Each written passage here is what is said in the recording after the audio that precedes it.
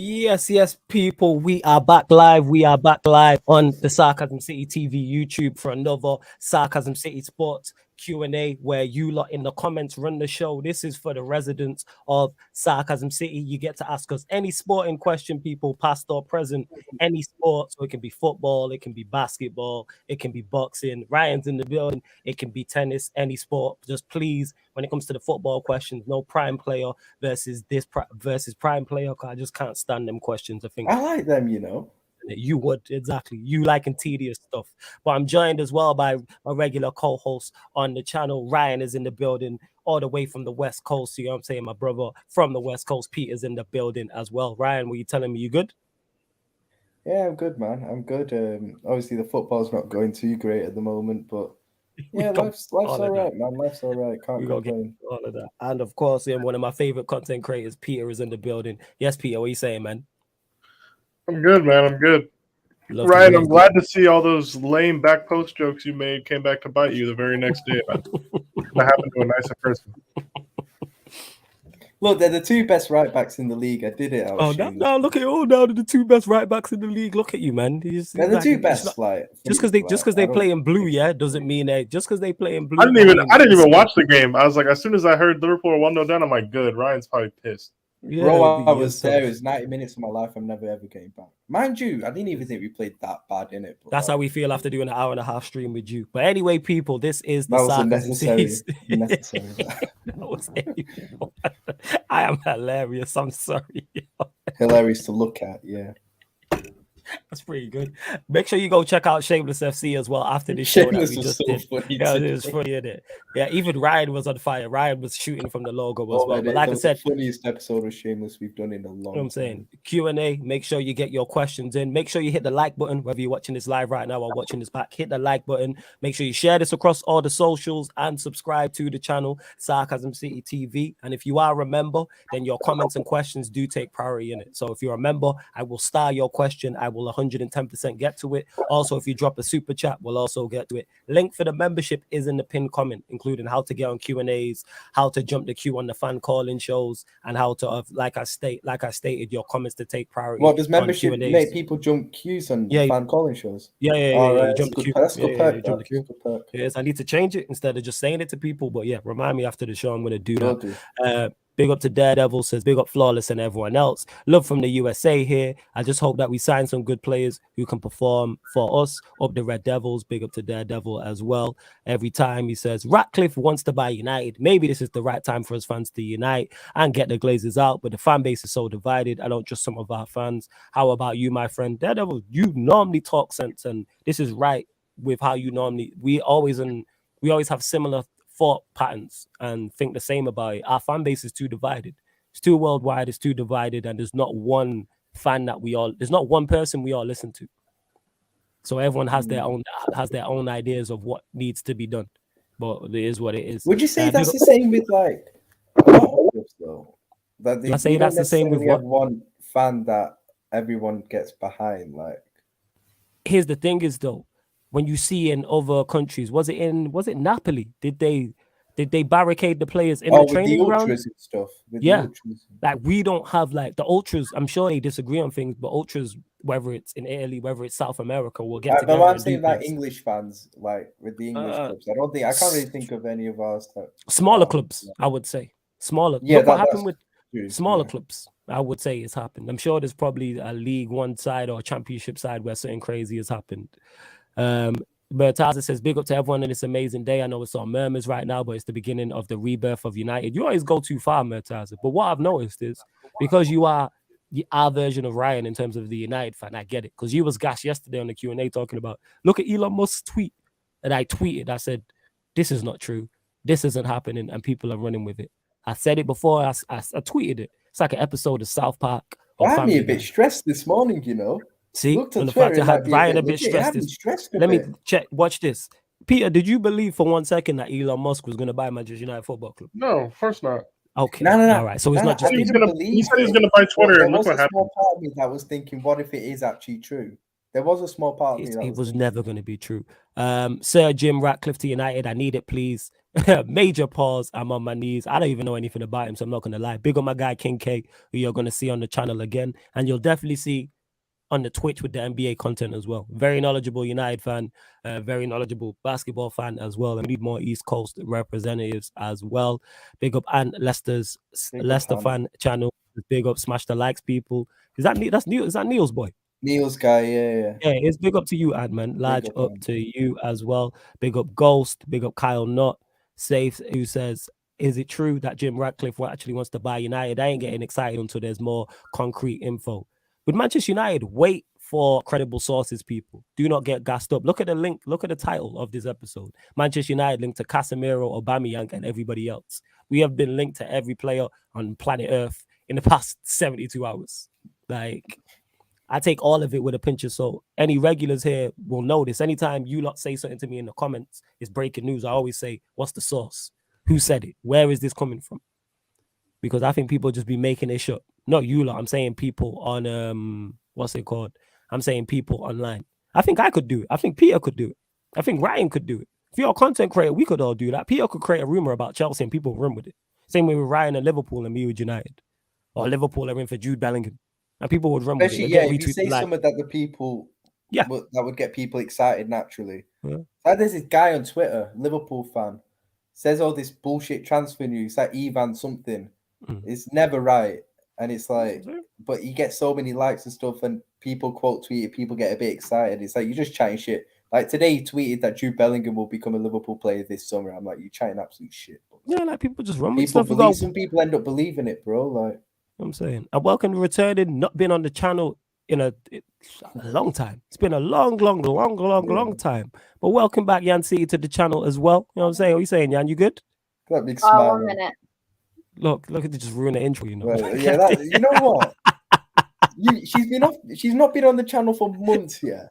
You give it, it's a big return. You make the big return, intro, and then she just dips as soon as she comes. Dips, and look, shit's only about to get worse because Jez is here. What are you saying, Jez? You good?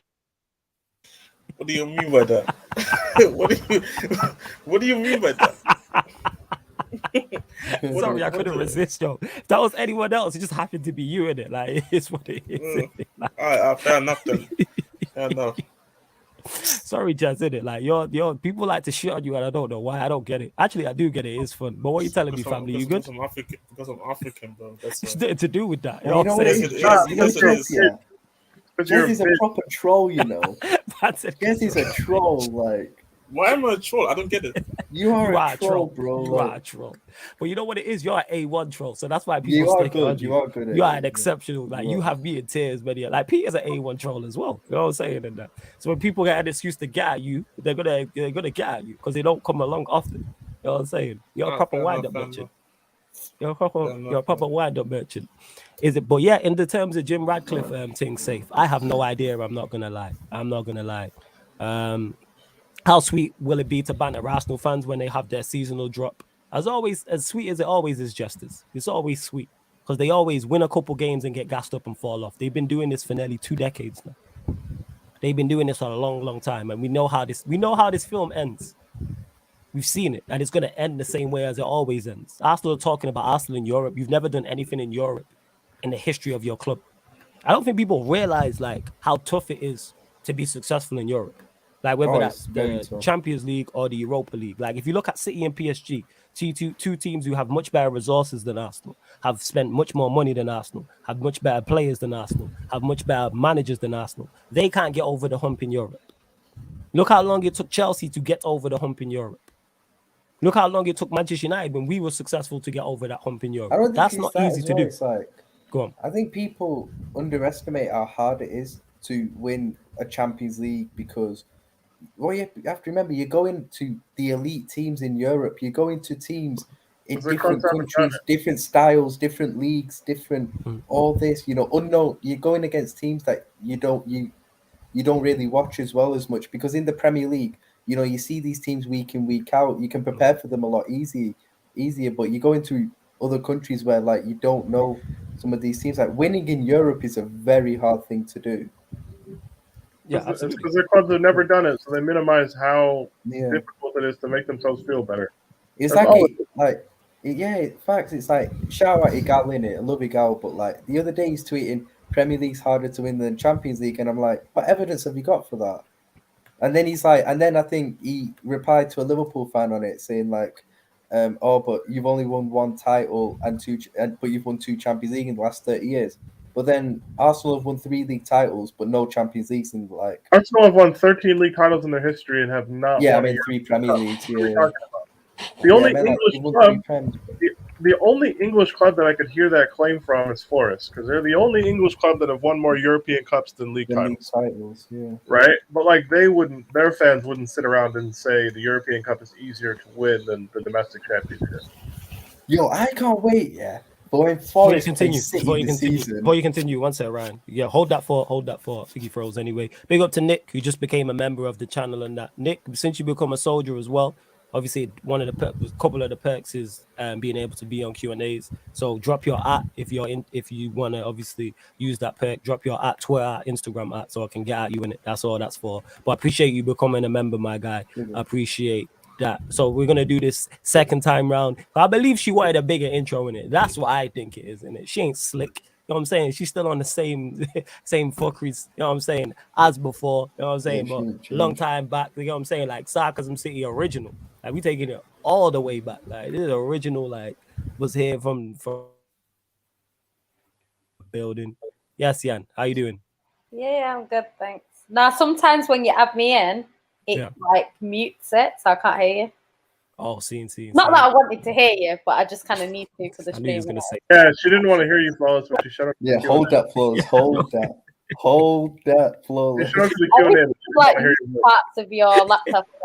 I just mute Ryan, mute you, keep Eddie, keep Peter. No. You know what? Ain't Sarcasm City if I'm not being insulted by Yan. This is regular sense. Eddie, my brother, what are you telling me? You good? Bro, I caught myself. Now that Jan's here, I got this blue on. Like I gotta change this shirt. Hey, hold that, man. Yeah, bro. Hey, Eddie, join the revolution. It seems like some support, but it's not. Shout out Spelman College. You know. But yeah, not good, bro. I'm all good. How's everybody doing? Oh, bless, fam. You know what I'm saying? Manchester United being, I think me and you are next, fam. You know what I'm saying? In terms of links. You know what I'm saying? We've been linked to everybody. Nah, I'm turning them down. I'm not even showing up. I've seen you guys get linked to like 10 players today. Yeah, man. I'm doing it to the bag, Eddie. I need the bag, man. You know what I'm saying? If they come, hey, you know what you guys are? You guys are us a month ago. Not fun, is it? Facts. We just being. It's not fun. Everybody, oh, Celtics are getting linked to everybody. I'm like, yeah, man. It's easy to sell papers like that. So United will get linked to everybody and their mom for the next 2 weeks. Basically, until you win a game. Yeah. We gonna get linked to everybody. You lot continue to get your questions in as well. Like I said, if you're a member, I will definitely get to all of them as well. Taha, that was hilarious when Jess said that. What do you mean by that? You know what I mean? Like, man already knows. AMG says the title of this video hilarious. It is, the fact is factual though. It is Casemiro, Aubameyang, and everybody else. I'm waiting for my name to pop up. Like legit. Like it's crazy. Every day I'm hearing on live streams and hearing people we're being linked with. Like I only found out about the Aubameyang thing on Seamus. I didn't even know that was real. But we move. Taza says, to be fair, this is the most united I've seen our fan base. I've seen a bunch of big platforms put their differences aside. It depends how long for. I've not seen it personally by United stupidity. Yeah, it's all mad. Let United win against Liverpool, then I want to see. That's what I'm saying. That's it. It's sad. It's so sad. Yo, don't stress me out even more, man. Nah, let's stress you out even more. Actually, you know what I'm saying? We need to get to you in it. You're not right. Hold that, man. What the hell? Yeah, hold that. Hold that. You pussy, right. Hold that. To Fulham and Crystal Palace and them, man. What are we doing here? Go on, Jez. You know what I'm saying? Yeah, thoughts on the game, Ryan. Talk on Liverpool. Tottenham fan. Hey, I don't hold that. How you let Jess and it's Jess? We beat you in the biggest game in your club's history. And we stop you winning a league title again, bro. So yeah. Yo, was last time you won a league title, man? Yeah, but we stopped you winning a league title. We're not supposed to win league titles. You do. You get bitch slapped by Pep every season, bro. That's how it goes, man. Let's go, Jess. Hey, Dortmund and Reds feeling hella defensive today. It is what it is, man. All right, so talk about it, Ryan, because you've not been here for a minute. You was on holiday. Tottenham fan, man. Hey, Ryan, your thoughts on your thoughts on the Palace game. Talk to us. Darwin Núñez's red card, all that stuff. I went 90 minutes of my life that I'll never get back. Nah, to be fair, like I said, that's how we feel after streaming with you for an hour and a half, but we moved. But carry on. Sure, Go on. I thought actually that joke slapped twice half, again. That banged again. Am I going to be allowed to speak now, or without me saying stupidness and all this? Dickhead. Hey Ryan, why are you so mad? What happened? We're not upset, you know. Why you upset? Why are you so mad? I ain't Nat Phillips. I didn't let Zaha just run past me. Why are you mad at me? I'm not Fabinho. I didn't get stripped by some random. Well, I'll get onto some of these plays in a minute, Peter. Don't you worry. I'll get onto some of these guys in a minute. But in terms of the game, I actually thought first half we actually played okay. Like, if I'm being serious, up until they scored first 30 minutes, I actually thought we were playing well.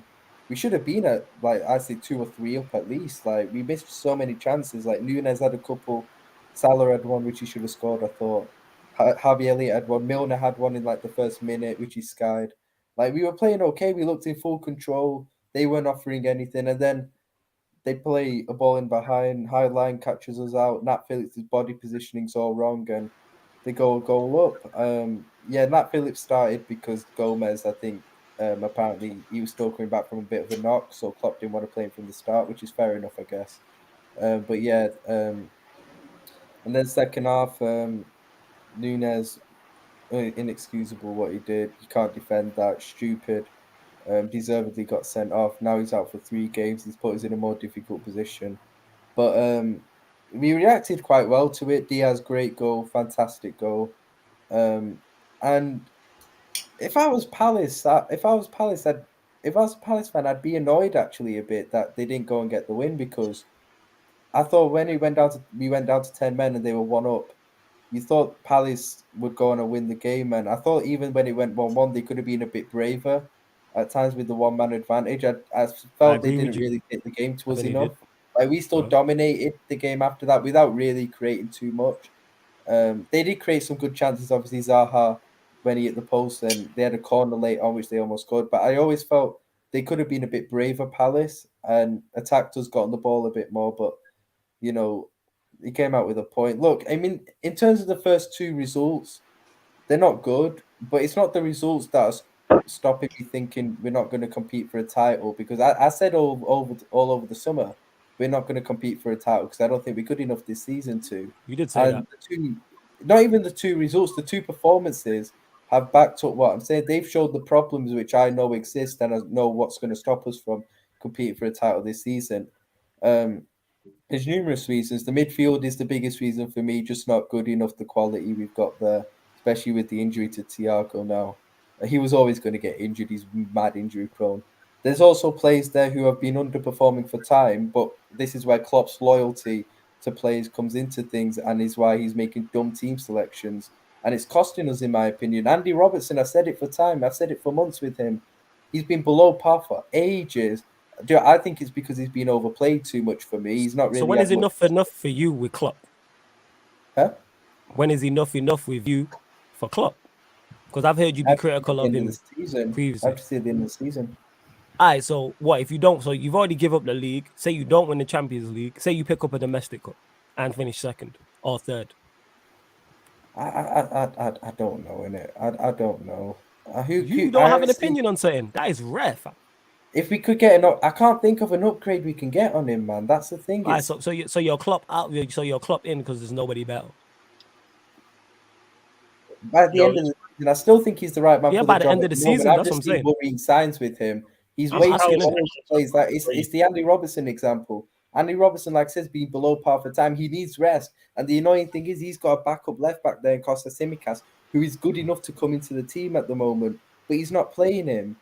Okay. And yet, what did you say, Peter? Letting Andy Robertson just burn himself even more. Palace's fixtures are crazy to open the season. Who they got? So they play Villa at home, and then they play City away to end Saturday, August 27th. 3 of the first 4 fixtures are Arsenal, and then Liverpool and City away. Yeah, that Palace have given some of the top sides good games though. Like that white one to City, they'll be alright. You know what I'm saying? Because Ryan, you mentioned that you were surprised that Palace reacted that way. I'm not surprised. No, all. I wasn't surprised. I wasn't surprised by Palace. I expected. I don't know why people are surprised that like they're ignoring the psychological element of the game. If you're Palace, you're not expecting to be 1-0 up and a man up. Oh no! When they went down to 10 men, I was still expecting a bit more bravery from them. I'm not surprised. If they would have won that first fixture or gotten points from the first fixture, maybe. But like you're going into that thinking, hey guys, at halftime you're thinking whatever happens, don't fucking lose. And like, yeah, the red card happened, Diaz scored a screamer, all that stuff. Yeah, but they like, can't do anything about the Diaz goal. That's just. But it's just like also like Palace are a team in transition, and they're a much younger team than they were 3 years ago. And you're at Anfield. If that's at Selhurst Park, I think the game, like if you're at Selhurst Park and you're 1-0 up and you're a man up, maybe they behave differently. But at that point, you're like, hey, let's just get the fuck out of here. That being said, Zaha missed an open goal essentially. They still had the better chances after the red card. Still, yeah, like Zaha missed an open goal. Like, should he have scored that? Probably. Zaha missed 3. He had 3 golden. Yeah, I think he had one where he controlled it in the box, 12 yards out, and he took an extra touch, and Van Dijk got the tackling. I think. There was a late corner they had, from what I remember. I haven't seen the highlights before you continue. I'm guessing this is month. So first and foremost, big up to my brother Month. Secondly, one sec before you respond, Jan. Secondly, big up to Big Six Bands for getting to 2K subscribers. Thirdly, go subscribe to Big Six Bands. And 4, Jan, I ain't gonna say congratulations on the title, but the title's yours. But I'll let you respond. Yeah, it's definitely yours. Month. I'm shocked. That can't be Months. He is Months. He's modded. He's modded. But for it's not over, man. It's so for everybody being like, I think if with us, like I said, there's just too many problems. It's not even the results. Like 4 points can be overturned with 36 games to go pretty easily. Let's be honest. Like if it was up to that, it's going to be 7 on Tuesday, but we moved. It's just that I don't think we're good enough. I don't think I've seen worrying signs in these first 2 games that I just don't think we're good enough to compete for the title this season. Like I said, Fabinho's another example, bro. You know, I've said it for months about Fabinho. I've said he's been below par, but he still plays, and now our fans are calling it out now for his performances. I've seen tweets, "Oh, we need to start having a conversation about Fabinho." Well, I've been seeing it for fucking months. Like he's been. He got dance passed by Eze and that. You know what I'm saying? He's been poor. Man. I said it. Let's go, Henderson is useless as an 8. Useless. But as a 6, I've said he should be playing at the moment instead of Fabinho. As a 6, Henderson isn't even second that bad. part. I don't know about the second Bro, part. I'm telling you, Flawless, I promise you this as well. Last season, I felt more comfortable with Henderson as the 6. Hey, Ryan, you guys could be like 8 points back by the time the international break comes. We could, bro, and then it will definitely be over. Hey, Ryan, you already think it's over? Ryan, can I ask you a question? I think it's over, but then when it gets to that, there's no point even talking about it. I gotta ask him. So, Ryan, I need to ask you this: like, what's the worst midfield, McFred or Milnerson? Which one's worse? Milnerson and fucking that unseasoned midfield, whatever you said. Milner's in it, it's unseasoned, bro. So you're saying we have a bad double pivot at Liverpool with their injuries? Fuck them. I'm telling you, bro. Man United is gonna win, bro. Monday. I don't think they'll beat us. I don't think they'll beat us. Ask Fred by himself. I know, Ryan. I'm just praying. But Ryan, just what if they did? Ryan would cry. Ryan would cry.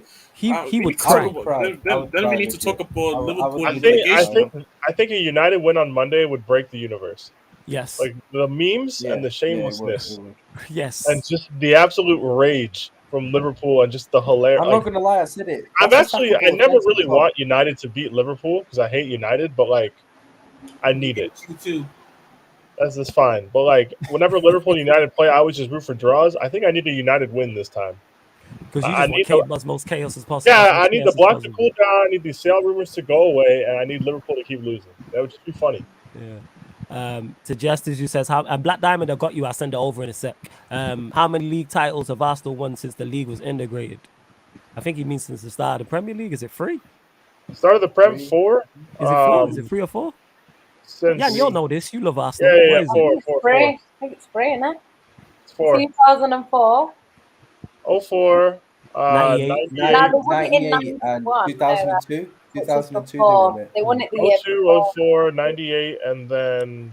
Jan, they haven't won back-to-back. They haven't won back-to-back titles. Yeah, and a Liverpool fan knows about not winning the league back-to-back. We would Oh, know. yeah, they I know won that, the but let's not act like Arsenal have won back-to-back, because they haven't. Yeah, I know they haven't. You know what I'm saying? Flawless, I must saw you United linked to Wesley Sneijder again. Tomorrow, man, we're going to get linked to Wesley Sneijder, man. We're running it back. 100% of that. Hey, man. It's crazy. Let's go. Saying, like it's 2000, like it's 2013 again. Let's go, yeah, man. serious. Last photo I seen of Wesley looked like the white nutty professor, dog. It's not looking too good for my Nah, he's Maradona but bald. He just does hella coke now.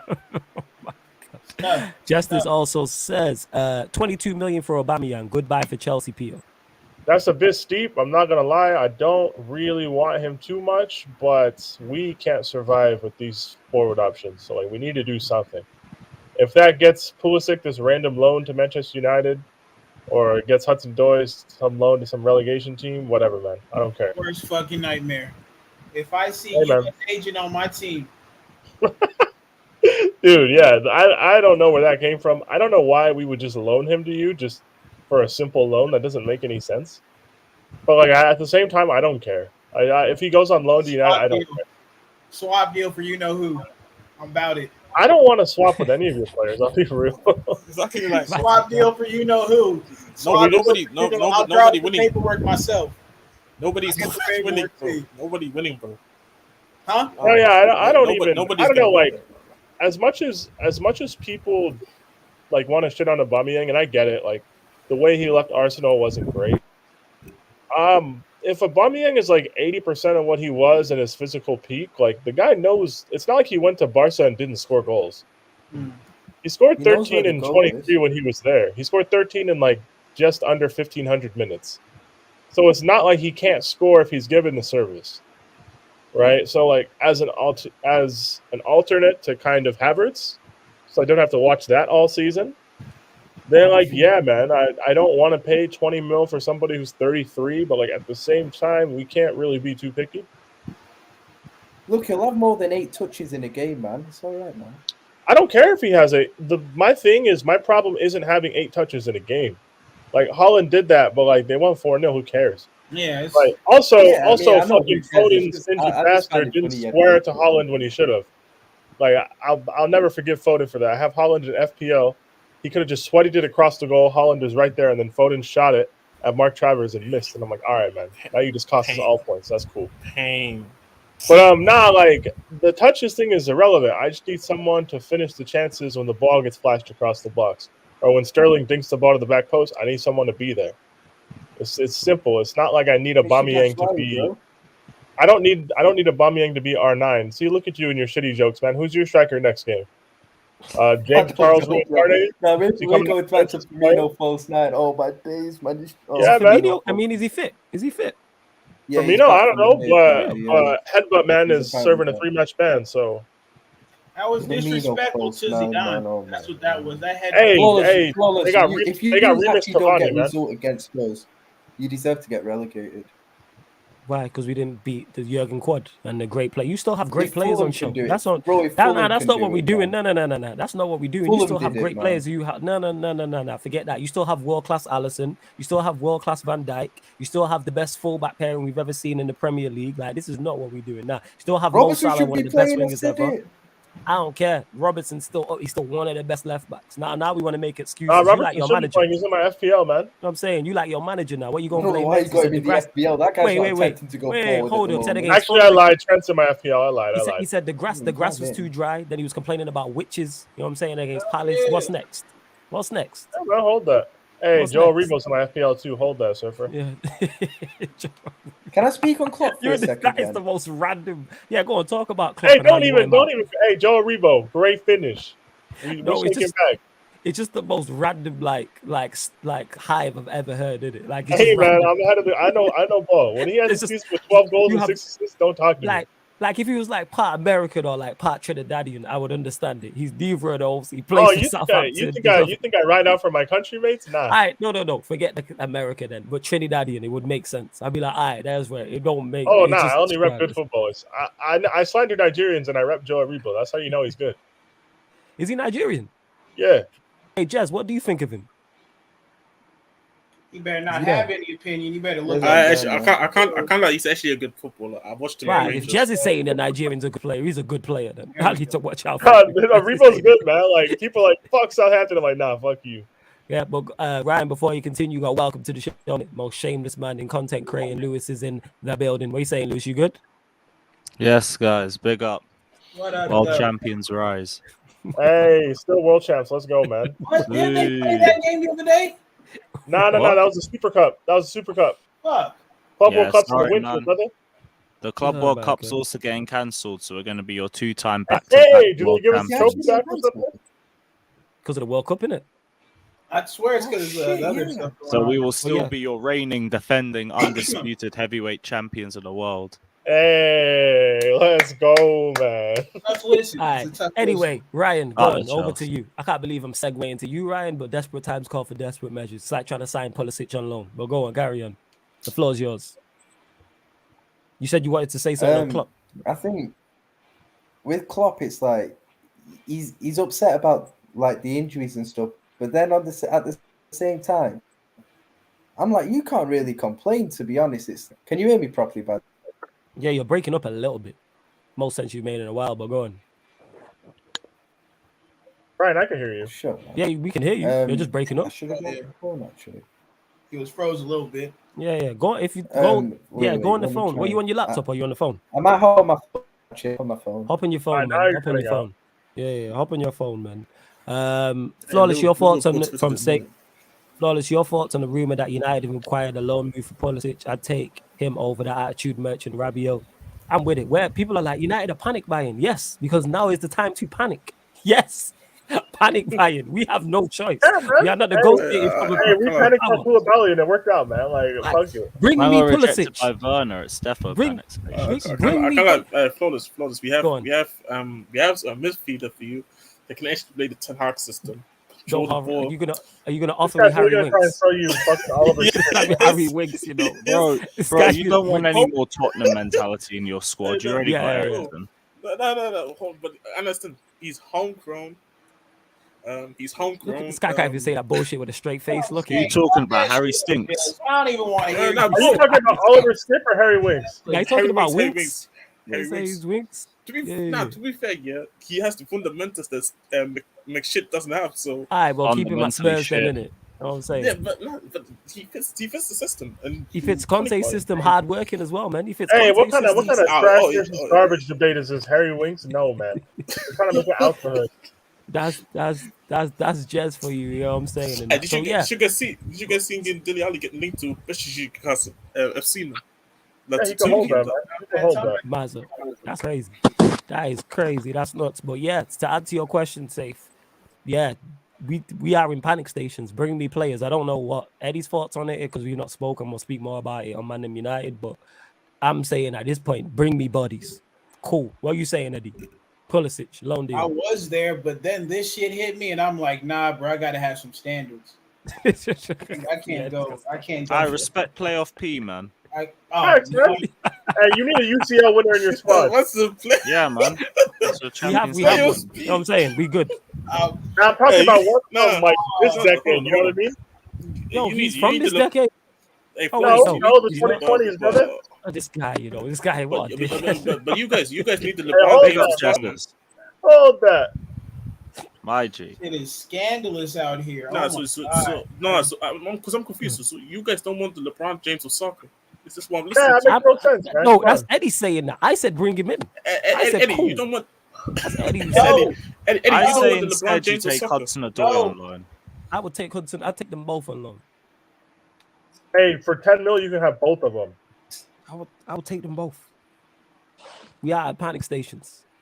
People are like, Hey, United we'll panicking in the transfer Quick market. Ziyech Yes. for free. Buy two, get one free. How about that? We got linked in one day. One. Casemiro, Yao Felix, Aubameyang. Over the See how bomb. quickly Atletico shut that down as well. The Malinka for Savage, whatever the fuck that dude's name that they keep on talking about. You said Hey, it, you said respect it. SMS, man. We're not gonna do this. Okay, SMS yeah, is you a good got player, man. I believe it when I see it, brother. He is, I am man. tired. I am tired, dog. I didn't think they was gonna do this to me, Man but said Sancho Adoy. The funniest thing is as well as today. Sancho don't do that winter surfer again. That is mad. Hey! One of those has 4 Premier League goals. The other one is Jadon Sancho. Yeah. But one of them's been here 4 or 5 years. One of them's been here 1. Hey, 3 and 32, man. Don't let him get away with this. Yeah, Who's the youngest player to ever win the Champions League, the Europa League, and the Super Cup? I prefer really not to speak. Yeah, well, you might want to get rid of him. So many levels. I just want him to go on loan, spread his wings, fly. The funniest thing today, and it'll come back an eagle. Yeah, sure. Hey, you need some Europa League winning experience in your team, man. Hudson-Odoi's got you. We have a lot of that too. Bro. You know what I'm saying? We're good. No, I don't think. Other than like Rashford and Martial. Not the hell. Oh yeah, my bad. By the way, when we talking about goalkeepers, the funniest thing is, out of all the links today that I saw for United, they get linked to Jan Sommer, but he's the backup option. Yeah, you got linked to Jan Sommer. Yeah. But we would need to start him. This is what I'm saying. This is I'm really not saying go fuck yourself. Don't ever link me with this shitty club again. I'd be so angry. They're looking as a backup instead of a starter. United is I don't know what they're doing. Like, I can't be getting gassed on by dudes from Chelsea about wingers. This can't be life. Why? We both have shit wingers. You know what I'm saying, man? Oh, no. Shit recognizes shit. Eddie's not having it. Eddie's not having Like, it. that's how bad we are. Like, them dudes just clowning us about attacking. Yeah, we're shit too. We can recognize shit. It's tough. Up in the trenches, brother. It's tough. With no kind of reverence, like just no. Still man, send us Ronaldo though. It's some shit. You can take him. I've said this. Please take him. Go for You don't even need to swap. Just have him. We don't even need to swap. You can have him. All right, cool. We need the real Rondo number. No. Leave him there. Let's see how awkward it gets. Nah, have him. You don't need a striker. It would be mad seeing how toxic he makes it if he stays. Yep, leave him there just to see what happens. You lot have a. You know what I'm saying? You lot need him. Actually, the funny thing is, I actually was thinking about it. So if he stays, is he gonna do the interview then? Like he's gonna do. You said like 2 weeks, so I've not counted out 2 weeks. What's 2 weeks? It's gonna be after the 29th, I think, or 30th or something. So it's still when the window's open. You know what? I tweeted. All he's trying to do is get his story straight. His image is in the bin. You know what I'm saying? In that. You know the situation that Ronaldo's in, Eddie, in it. You get me? His gal's at home mad because he's done some fuckeries and he don't want to go home. So he's trying to do everything in his power in it to make this a smooth transition going back into that yard because you know what awaits you in that. Everyone's fully aware in it. You tried to dip, you tried to leave. You know what I'm saying? Nobody wanted you. Now you're trying to come back and all this talk about the winning mentality and he has all of this rubbish. Now that's being questioned because it's like, right, number one, your value in the market is nothing. Number two, you're literally running from the grind. A grind that you created. Like, let's not forget that. When you was here, when you got here, United were in the Champions League. Now you're trying to leave us in the Europa League. Is he the biggest problem? No.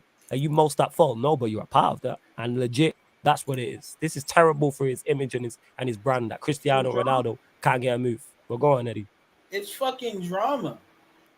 Yeah. We could have turned on, I don't know what type of drama shows y'all got down there, but we got fucking Grey's Anatomy out here. Yeah, I could have turned that shit on and dealt with it, but I don't even watch it. I don't even deal with it, bro. And so for me and this dude, I'm just like, bro, has he already taken a pay cut? No, because his contract runs out the end of this season. He didn't take a pay cut to come to United? Oh, he was a free, so I'm not sure. Yeah, bro. Because we didn't pay Juventus a fee. I would legit, like, if I got desperate enough, fucking pay his wages to get him up out of here. That's a shout. Whatever team wants him, we'll pay a majority of the wages. Just get him out. The thing is, he could buy out his contract if he wants to leave that bad. And that's what's fucking me up. It's not like this dude really. I'm not trying to count another man's pocket like that, but bruh, you're not starving off that wage check, Ronaldo. Trust me. Mm-hmm. Them sponsorships with all that shit you got going on for yourself, like what Man United is paying you ain't shit on the big thing. So, bruh, get him out. I'm trying to see some shit. Like, this is the same shit, same type of discussion we've been having for the last 10 fucking years.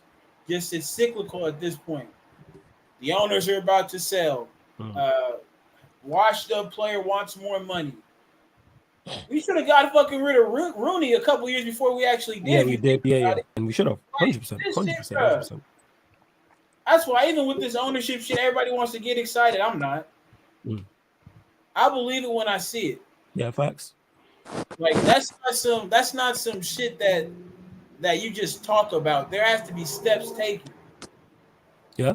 So yeah, man, it's just they love yelling and not really doing nothing because they have an empty the fucking OT type thing going on. But now they can't even agree about like, oh yeah, we're match going fans. Fuck these YouTubers. Like, who cares? Spawn. It's dead there. So all that extra shit it's for the birds, bro. Yo, and there's just under 90 of you lot locked in, which is sick. Hit that like button if you haven't. You know what I'm saying? So, it's just under 90. Shout out Diamond. He said he took a major pay cut. Juve was paying him almost $1 million per week. United's paying him about $500K. He'll have to take another pay cut, and it'll be substantial to whatever team he goes to. It'll be like he goes to Portugal. He'd have to be at least at 200. He ain't going Portugal though, because he wants to stick. Because that's the only thing he rubbished during this entire time. When he got linked to Sport, and someone said one of his cars was in Portugal. He might not have an option. He said, that's nah. the problem. He'll stay here. He'll stay here because we'll keep him. You think he'll stay here? Yeah. Where else is he going?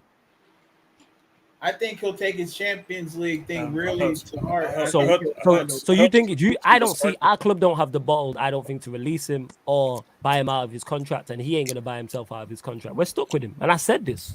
We're stuck with him. I'm saying nobody wants him. That's legit what it is. No, nobody I'm wants there him. too. I'm with you too on that. Like, no team going for something wants to bring in, especially if your team isn't built for that type of circus. Right, it's not built for that type of media attention. You're not gonna just bring Ronaldo into the fold and think that, like, yeah, that's just gonna be smooth sailing from Jump Street. He's not good. Number one, that's his biggest problem. If he was he's not even half of what he used to be. Yeah, it's like a fourth, bro. It's like his legs are done. Like he has no burst. It's a wrap. Well, you just finished. So. Yeah, man. Like if you're thinking reasonably and rationally, all signs point to him still staying. Absolutely. But if I'm in the chair, I'm buying his ass out. And if the Glazers want to fire me, that's whatever. Who gives a fuck? They're gonna be shit after I leave anyway for a little bit. Yeah, like 100%. Like, that's not. You're flawless. That's what it is. Talk to me. Before I start ranting about Klopp again, I just wanted to ask you one thing, because you watched the full game the other day. I know you did the watch along on Monday. Yeah. Didn't that performance from Joachim Andersen just confirm that he's the best Danish centre back around, in my opinion? He has actually played well. All bullshit aside, he played well against. He played well in both games. Against Arsenal, he played well. Against against Liverpool, he played well. He might just be the best Danish centre back around. As of no, he's definitely the best. That is crazy. I agree. You know what I'm saying? Poor bait. I agree. I also agree with that. Dave says, it's only been like the 6th time. Yeah, seriously, you do have to get bad bait in it. Neville called Ronaldo to go on Twitter. That's a huge shout for a player who doesn't sniff top 5. Oh yeah. In defense of Neville, he isn't talking about right now. He's saying like in his prime. He's not talking about right now. I think he's saying in his prime too. I think for him, Ronaldo's not in his top 5. Yeah. What did you think of Neville's genius ratings of Manchester United signings? One of the worst things I've ever seen. It's the worst thing I've ever seen. Anybody in green is crazy to me. Man put Harry Maguire in amber. Anybody in green is wild. That's what I said. Oh yeah. Me and Ivoria. Fred's a good signing. He put Fred in red. I'm saying. Nice of you to join, Jan. But yeah, these amber. I would have put Fred in. Fred was amber. Yeah, I would have put Fred in amber. I said that. I want to put anybody in green. In red. I put Harry Maguire in amber and Shaw in amber. You know what I'm saying? He actually put Pogba in red. And Bruno in green. Pogba's not proper mank like Maguire and Shaw, apparently, guys. Come on. Yeah. Maguire and Shaw, neither of them are manky. That's the crazy part. It's wild. But we come on, guys. I thought that was just you put the black people in red and the white people in not red. That's what I thought the list was. Pretty much. Hey, Peter, I said in the group. I said in the He's group chat, spitting, man. you know. That's When I think racism about right it, Yeah, that's something our group chat shared, and Judge's reply was just racism. because even Diallo was it. He even put Diallo in red. I'm like, yo, Diallo ain't played. Diallo ain't played. A man put Diallo in red. I'm like, Diallo has not even hit double figures for us. You know what I'm saying? In that, in terms of appearances, and you put Diallo in there. I There's was just like, random what? guys. Like, they killed me. Like, some signings just weren't on the list that would probably be in red, and there's just random names all over the place. Who was missing? Palestri was missing. I don't think Palestri was on the thing. But why did he put Palestri in and not Diallo? I don't remember where. That's the part. Sorry, the other way around. Why did he put Diallo in but not Palestri? I have no idea. Absolute I stupidness. don't remember if Tom Heaton was in the thing. I don't think Tom Heaton was in on the graphic, but he's like, he's your backup goalkeeper right now. So I'm like, all right. I'm just like, all right, we're just skipping our boys, or what's going on? Boss, would you start Tom Heaton on Monday? Yes. Wow, things are desperate for you. Still. Yo, did you not just hear me say about 10 minutes? I literally just said 10 minutes. Now I have to go with Tom Heaton. I'd rather go with the unknown. I literally just said 10 minutes ago, it's panic time. It's panic station. Do you know that meme? I can't remember where it's from. And he's like, it's happening. And everyone's running around. Goalkeeper. That's what it is. Has Yeah, Tom Heaton even made an appearance? We've got one. We've got one. We don't need another one. You know, I'm better good. than fucking Tebow. After those fucking 17 penalty kicks, I should have known, dog. Go on, Jan. What did you say? What did you say, Jan? I said we should take James Milner. Anybody, just give me bodies at this point. No, it's bodies. Take Bakayoko. I'm saying bodies. No, just because of how you're saying it, just with a big smile on your face. So I'm just saying no, because it's you prick. You know what I'm saying? And you have an amazing French DM. Hey, no, Yo, good night. Black Diamond, what you saying? You good anyway, fam? Yo, good night. Yeah, once you're holding, I'm chilling. Big up the panel. Welcome back. Welcome back, Empress Yan. My girl. Hi. Right? You know, and Bon Ryan still. But hey, hold that, Ryan. Hold that. Right. So I just Oh yeah, Pete, that's for you as well. While you carry on, Black Diamond, go on. What's up, Peter? Nah, the comment from Surfer. Fuck you, Surfer. Oh, okay. I can't really see the comments right now. Yeah. Go on, carry on, Black Diamond. Go on. Yeah, so Flawless. Yeah. Doing my research on Sir Jim Ratcliffe. Yeah. And listening to this correspondent from ESPN, Rob Dawson. Mm-hmm. Ratcliffe is a serious man. If you feel Roman Abramovich was it, Ratcliffe is the game. Right? Okay. He have a net worth of probably $21.8 billion. Mm-hmm. But he has invested in sports before. So he went into the Cup Americas with the yachting thing. He invested $110 million of his own money. He owns half of the Mercedes F1 franchise. And he was the man who did the takeover from the American and Chinese consortium to take over Nice in France. Few people are aware of that.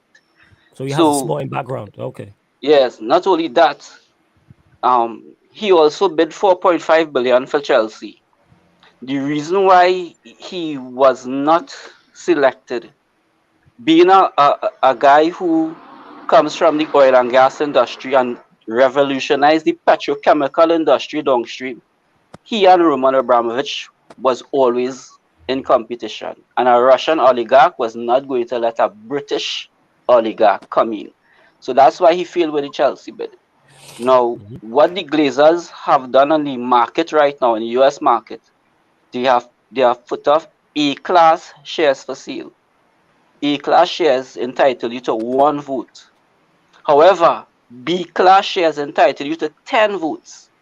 And those B-class shares are not on sale. So what Ratcliffe has said is that he's interested in first investing, but he wants a cut of the B-class shares with the intention of a total takeover. They're asking for $6 billion. We will see what happens. As a result of that, Rob Dawson has said the Glazers now, who was trying to penny pinch, now in full panic mode.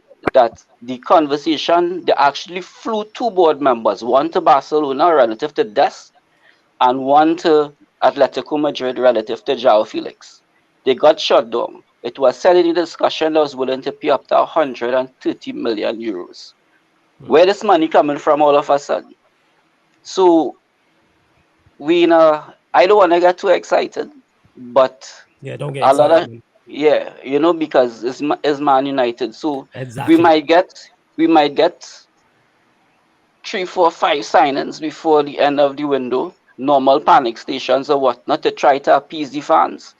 But I even heard well, I got blocked from 4 channels today, so-called United channels. Why did you get blocked? Shout out to OG Diamond. Who did you curse out? Why did you get blocked? No, I didn't curse out anybody. I just stated that Sir Alex Ferguson, I told them about the story of the Rock of Gibraltar, which was a horse. Yeah, which was a horse. Yeah. And Alex Ferguson fell out with the prior owners, and it had a big bust up. So I told them the history of how Sir Alex empowered the Glazers. He was pleased with them coming in, and he's still on the payroll. So as much as he did for us, he has also been responsible for our downfall. Top Reds on other, they couldn't take it. So I was blocked and called this and that and probably a tourist or a fireburn, all of them.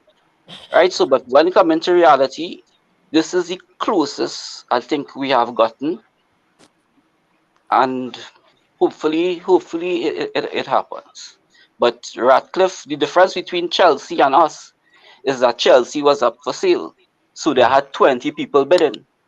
United is not up for sale. They're just offering some shares. This man wants a total takeover, right? And the shares dropped by a further 19% today. I think Eddie might be able to confirm. So that's what we're facing. The market out there is crazy. I remember when we acquired Pogba, Jurgen Klopp said that's madness to pay £89 million for one player. He said he could build an entire team with that money, but then proceeded to buy Alisson for 70 and proceeded to buy Van Dijk for 75. And right? Nunes. And Nunes or whatnot. Yeah. And you see, there's a guy, I can't see the comments now, but there was a guy in the comments that was stating with the money that Pep has spent and what Klopp has spent, Pep could not have done what Klopp have done with that money. Now that's a fallacy. Klopp has spent almost as much money as Pep. Yeah, this, both managers. Yeah, this net spend bullshit. The point about it is, okay, you got 135 million for Coutinho. The point is, you spend that money and you brought in quality players. The money was spent, so it's a poor argument. It's simply Pep is a better manager. Yeah, I think we hard to admit, but it's the truth. Yeah, goes Jan. No, but Diamond, you know what it is? No, it's fact. Yeah, but Diamond made a very good point. One sec, Ryan. Ryan, one sec. Go on, Jan. No, I was just going to say, people act like... The stupid thing is, that argument in itself is based on... It's all... agendas. Because the thing is with Pep has never failed at a club that he's been to. So this idea that if he didn't have the players or if he didn't have the money, he would fail is not necessarily true. Do you know what I mean? It's all based on speculation. The same with Klopp. We don't know how Klopp would do if he was given... We know Klopp likes a small squad. If he was given a squad like Man City with loads of players, loads of attitudes and stuff to handle, he might not be as successful. We don't know. So for me to say Klopp can't do what Pep did or Pep can't do what Klopp did, it's just all speculation. The end of the day, to judge him is off head-to-head, as in what they've done in the same league at the same time, because that's relevant regardless of their team. But I think, like Liverpool, they weren't competing when he first came in because they didn't have the players to compete. And then he went out, he bought a very expensive centre-back, who is one of the best in the league, if not, he's the best right now. Well, he is the best. So they bought him. Yeah. They bought one of the best goalkeepers he's top in two. the world He's top at the moment. Two. So when he got his players, that's when he started competing, which is what people you are right. Pep for. They'll say, "Oh, Pep had the best players." Well, look at Klopp. Look at the team that Liverpool have. everyone's telling me they've got the best right back, they've got the best left back, they've got the best centre back, they've got the best goalkeeper, they've got the best midfielder, they've got the best striker, they've got the best this, that, and the other. So Klopp has what Pep has. Yes, he may not have spent as much money as Pep, but it's not what people fail to realise as well is when we spend loads of money on players, if we then sell a player, that's not taken into consideration. So people will be adding the likes of Sterling, the likes of Gabriel Jesus, and be saying, "Our City have spent all this money, so they should be winning the league." But them players aren't even here no more. So all right, two things. One of them things. I don't know. Two things. Peter, I want you to do me a favor. Right? I can't see the chat. So anybody talking any smack towards me, you will just let me know and I'll address it. Nah, people are agreeing with you, Black Diamond. All right. You know what I'm saying? And Yo, secondly, put the gun in the holster, man. You know what I'm saying? That. You know what I'm saying? Just shoot Ryan. Put the gun in the holster, OG. Bro, I agree. Listen. I never, no, listen, Ryan. I must listen, say, before you go, Black Diamond, I'm not saying that you disagreed. What I just said was to Black Diamond, put the gun in the holster. If you want to shoot somebody, shoot Ryan. That's just in general. Oh, you know what I'm right, saying? sorry, And that. yeah. You're just Nah, but deciding. you know, Diamond made a very good point. Yeah, but I didn't finish make my point. Go on, Black Diamond. Go on. Anyway, secondly, right now the gun is in the holster because I always strap my G. Anyway, secondly, Jan made a very pivotal point, right? And it even goes into the old saying in the Caribbean. We don't judge people, but by their fruits, you will know them. We know what we might say we didn't know. We might not know what Klopp would have done with the money or whatever, but we know what is his ideology and what is Pep's ideology. And Klopp's system, which is more base, gegenpress, pace and power, a PNP player, bar say a striker, a PNP player comes a lot cheaper than somebody who's Pep requires highly technical, intelligent players. So when you put the monies and the philosophy together, to me, Pep is just more brilliant with a better philosophy and type of football. Yeah. And I am a Man United fan, but listen, I live in the real world. I deal with reality. I don't mess with bullshit. So, and I don't flip flop. I mean, we have heard, and that's why Ryan continued to get assassinated, or he assassinates his own character, right? Hold on, 1 minute, Salah is inferior to Adama Traore. The next minute, this is good. He called Klopp a specialist at failure, and then turn around and say, I love this manager. He's one of the best. You can't be one of the best and be a specialist in failure. Make up your fucking mind, right? So we can't be dealing with the insanity of Ryan repeating the same thing over and over because you're always going to get this result from me. So that's my little contribution until you need any information, knowledge, any perception. The only thing I really have to say about this whole discussion is it doesn't make any sense to make this hypothetical world up in which a manager is going to work with his less than ideal tools. Because we're all judged on tangible success at the end of the day. Like, the narrative doesn't really fucking matter. Like, Jose's UCL win at Inter is just as impressive, or it's looked back upon similarly to how he won it at Porto, despite the fact he has much more resources at Inter than he did at Porto, right? No one really cares how much money you spend to win a Champions League or how cheaply you won a UCL. Right? But Peter, I think I understand what you're saying, but at the same time, you have to know the type of character or manager we're dealing with, because we have certain empirical evidence of what Conte might do in the league. All right, put that aside. It's like getting Rihanna, not the pregnant Rihanna, getting Beyonce. me putting Beyonce. That is wild. No. I understand what you're saying, Black Diamond. It just sounded funny. Finished. I know you ain't finished. I know where you're going with it. It's just funny how you said that. They get me out. I'm not pregnant one. I'm pregnant one. Yeah, look at Jess. Yes, you look at you, Jess. Man said I'm taking both. You know, this guy. Yeah, but all right. So we have Beyonce, right, Peter? Yeah. And I taking Beyonce and putting her in Eddie's hands, and as compared to putting her in Ryan's hand, I knew what's going to happen. Yeah, that's facts. 100%. Eddie's going to maximize. Ryan going to break on himself and fail.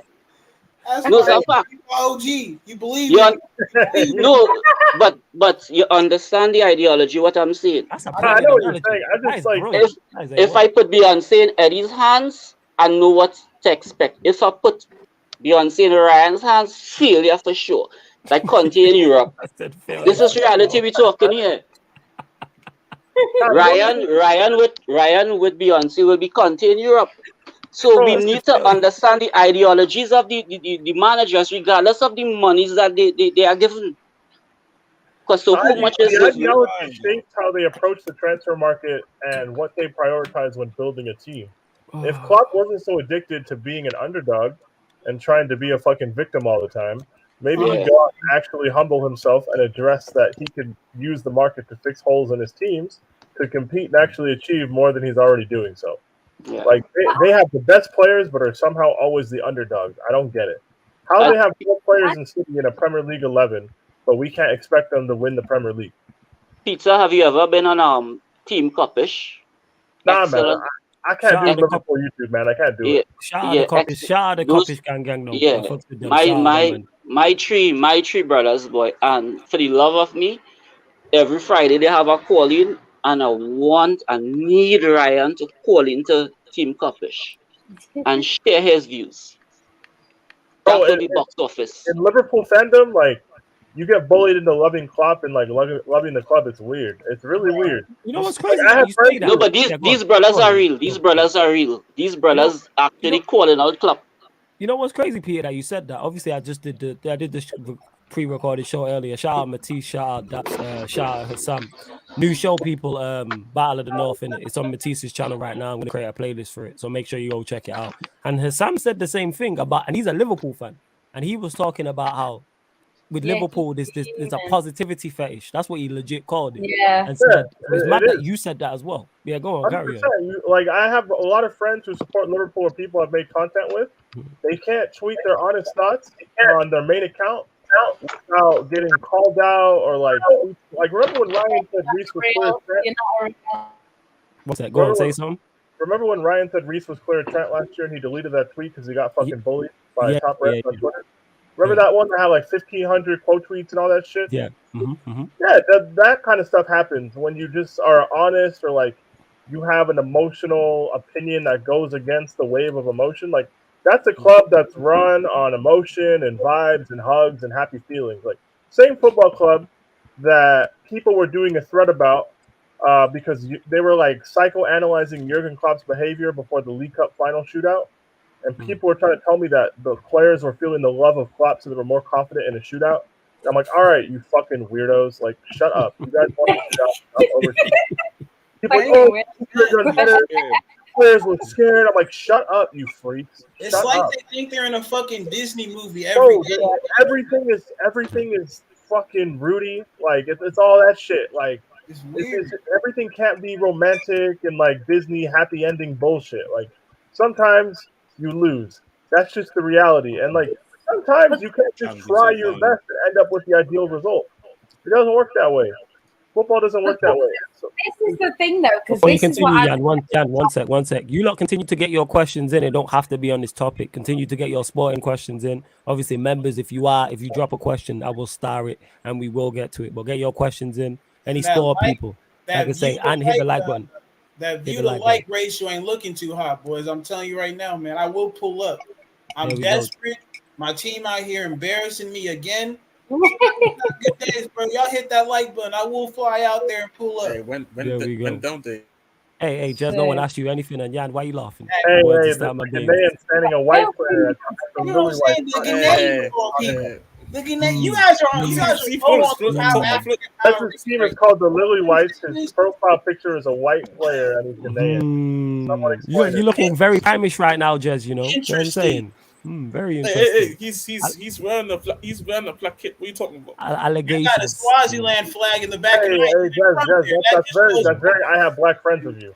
Yeah, that is very. My best very friend. All lives matter, Jez. That's very all lives matter. Facts. 100%. We don't take a knee at kickoff. It is, but yes, go on, Jan. What was you gonna say? You forgot. Yeah, no, like I was saying, like if City had lost the league in the way that Liverpool won it, I would expect a response from my team. It's like, what season? Wait, you mean this just gone? No, I'm talking about just the season just gone. So if City, say City finished behind Liverpool, like the season that they won it, the next season I expect City to respond. You know what I mean? And go out there and win it. And we did. We went the next season and we won it. Like, and I feel like with Liverpool fans, it's kind of like, oh well, it's like even now, like City have won it already. We're 2 games in. We're gonna drop points. City aren't gonna go invincible. We are gonna lose games. We are gonna draw games. I think realistically in a World Cup year, I reckon you can drop 20 points and still win the league. Because if you drop 20 points, you get in the 80s. You dropped 21 last year and still won it. So yeah. That's what I'm saying. I think we could legit drop 20 points and still win it. So with Liverpool fans saying, oh, it's over, I get where their concerns are. Their midfield is not great. X, Y, Z. But the thing is with the Prem and what we know about the Prem is a few injuries can completely change anything for any team. If City get an injury to Haaland and an injury to one of our midfielders, that's going to leave us a bit short. Like depth-wise, we don't actually have a massive squad like that people think. We don't even have a 25-man squad, which we're supposed to have. So it's like when it comes to like the depth of our team, it's not as strong as it has been in the past. So a few injuries, we could be in a little bit of trouble. So I think to say it's over already when we've got a whole World Cup to come and loads of games back to back over the Christmas period, do you know what I mean? I just don't. Here's the thing with Diane. You said it there in regards to the season that Liverpool won the league. You expected a response from City, but that's because, and you probably you definitely look at it that way, and as do I. That City team I actually rate and is full of quality to do that. I've said this before about this Liverpool team. As good as it is, I think it is very good. These players are overrated. I've said this when it comes to the highest level, because if we were now to sit here and do a combined 11, whether it was this season, the season before, when Liverpool and City have been like, normally it's like 6 and 5. You know what I'm saying? It might be 6 and 5. Like, and there's debates throughout. So if we're debating these 11s and there's debates from goalkeeper all the way through to the striker, why does City keep whooping Liverpool's ass? If that's the case, clearly. That's the thing. That's what, because I always say City are the best team in the league, and I always get people saying, no, Liverpool are the best in the league. And I'm just like, that doesn't work. Do you know what I mean? That's agenda-driven. Can I address? Go ahead. Sorry to interrupt. Oh God, I think like especially when people talk about Liverpool, like it's so kitty glove about what they do. Like anybody else surrounding them, they're gonna catch the strays. Like, we got called warmongers for showing up to a cup final. It's crazy. Like what they won't say about Liverpool, they'll say about all your teams that are competing. Yep. The application of the principles that they use to kind of critique what's going on down there, it's all agenda. It's all about rebuilds and harmony and all this, but Thomas Tuchel is the first manager to be sacked this year. And I'm like, all right, cool. That's crazy. Can I the same people talking about penny pinching are the same people telling their team to buy more players. It doesn't make sense. Can I address? I'm gonna get through a few comments and then you can get to it. So just hold that thought. Safe says Liverpool for some reason have this sympathy card behind them from pundits when they don't meet certain standards. They're the love club in the Premier League. The reason why they get it from pundits because the majority of the pundits are ex-Liverpool. They are the pundits. That's why. Yeah, like the majority. Like when you look on most panels, whether that's Sky, whether that's BT, whether that's BBC, I'm just talking in the UK here. More often than not, it's Liverpool. Not even the commentary. You got. The other thing, Flawless, is if you think about the age of these pundits, even the ones that aren't Liverpool, they've grown up in the 70s and 80s when Liverpool were dominating. Yeah. So even their mentality around Liverpool is that, you know, they're the best club in England sort of thing. So they see things differently as well. See, and Ray, you're making my point here because you're saying about the combined 11. That's my point is it's always been a debate. So if we're doing a debate and more Liverpool players are getting in their combined 11 with Manchester City, we got to look at the manager then. And I've said this about Klopp. Klopp, as good as he is, he's just not on Pep's level and people can't accept that. That's why he continues to whoop his ass. I've said this before. I'll say this again. And I've been saying this, like I said it yesterday. I said it the day before that. Liverpool are the greatest number 2s of all time. They are the best Batman. They are the best Robin we've ever seen. Without doubt. They are fantastic. They are the best sidekick we've ever seen in life. They are the best Vegeta ever. 110%. But people want to give him credit for being number 2. Like, nah, but you are number 2. I said this. They got 1 Premier League, cool. They got 1 Champions League, cool. You combined did what Leicester did and Chelsea did under Di Matteo. That's currently where you are with all these quality players and this world-class manager. And it sucks for you, look. I think they're lucky. I think that in a way, I don't like this is going to sound bad coming from a City fan, but I think they are kind of lucky that they played Spurs in a Champions League final. Absolutely. The other finals, it was a free hit. Won like Klopp's at how many Champions League finals he lost? 3 now. He's lost 3 Champions League finals. He's lost 3 European finals with Liverpool. The one he won, he played Tottenham. Yeah. It shouldn't really count. That should not count, man. Imagine going to a Champions League final based in Tottenham. In a disgusting. Bro, we had to play Manchester United. We had to play Manchester United, Bayern Munich in Munich, and league-winning Manchester City. Hey, we played Barcelona twice. You know what I'm saying? Yeah, Prime Barca. And these guys get 5 years in a row in the cup. Yeah, it is ridiculous in that. Hey, wait, no, we did all right. So, you know, we moved. Spurs were just happy to be there. Ain't hype. That's all we got left. You know what I'm saying? That's all we got left, man. That's it. You don't feel me in that. Yes, Justice. Liverpool are side chicks. They are the greatest side chick we've ever seen. That's what they are. They are side chick who will cook for you, clean for you, fold and iron your clothes, do your washing. You know what I'm saying? Everything. You know what I'm saying? And that's what they are. Don't talk too much. I think that Champions League is making it look a lot better than it is. Because if you think about it, the 1 league title is in my opinion, not good enough. Because if they were finishing 10, 15 points behind City, you could just say, look, City are clear, blah, blah, blah. But they're finishing within touching distance. So it's not like, it's like even this season, Man City nearly bottled it, right? We completely nearly bottled it. And they had to come to the Etihad and win. And to be fair, they're lucky that City didn't win that game because Mahrez was, I don't know what he was doing at the end. But he's one of them where I expected them to come to the Etihad and blow us away because they needed to win. And they didn't really do that. And then it's like when they played Spurs, you know, that was a game that, again, I think they should have won and they didn't win. So they've had opportunities to win the league. It's not like Pep's been running away with it every year. He really hasn't. It's been like a couple of points, you know what I mean? So if they are capable of winning it.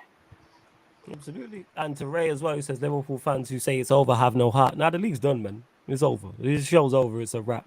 And you guys just said how hard it is to win the CL. Now you're discrediting it. Same season we came back from 3-0 down to Barca. UCL, we're discrediting Tottenham as opponents in the UCL. Yeah, that's what we're discrediting Tottenham. Like, I give Klopp all the credit in the world. Like, I guess what he's saying is that they had adversity with the Barcelona coming back. Yeah. Storyline's typical. You mentioned it, Disney. Hey, meet Storylines Club. That's what Let's get some credit. Like, No, the thing is, Eddie, Yo, I give him credit. Klopp Yeah, dines but at that's the a top semi, table. not a Hey, no one final. cares that we were 3-1 down going to the Bernabeu and died a painful death. Because you still fucking lost. Shout out. Hey, shout out to Kante.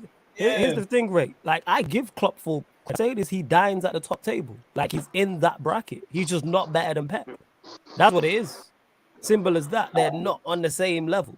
And it just sucks because you lot probably All win people. more league titles and Champions Leagues when he's not there. But when it comes to Ancelotti and Pep, he's just not as good as those two.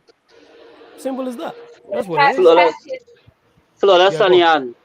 Yeah, go on, Blood Diamond. I want you to rewind a bit. I want you to go back to Philip Bidwell's comment.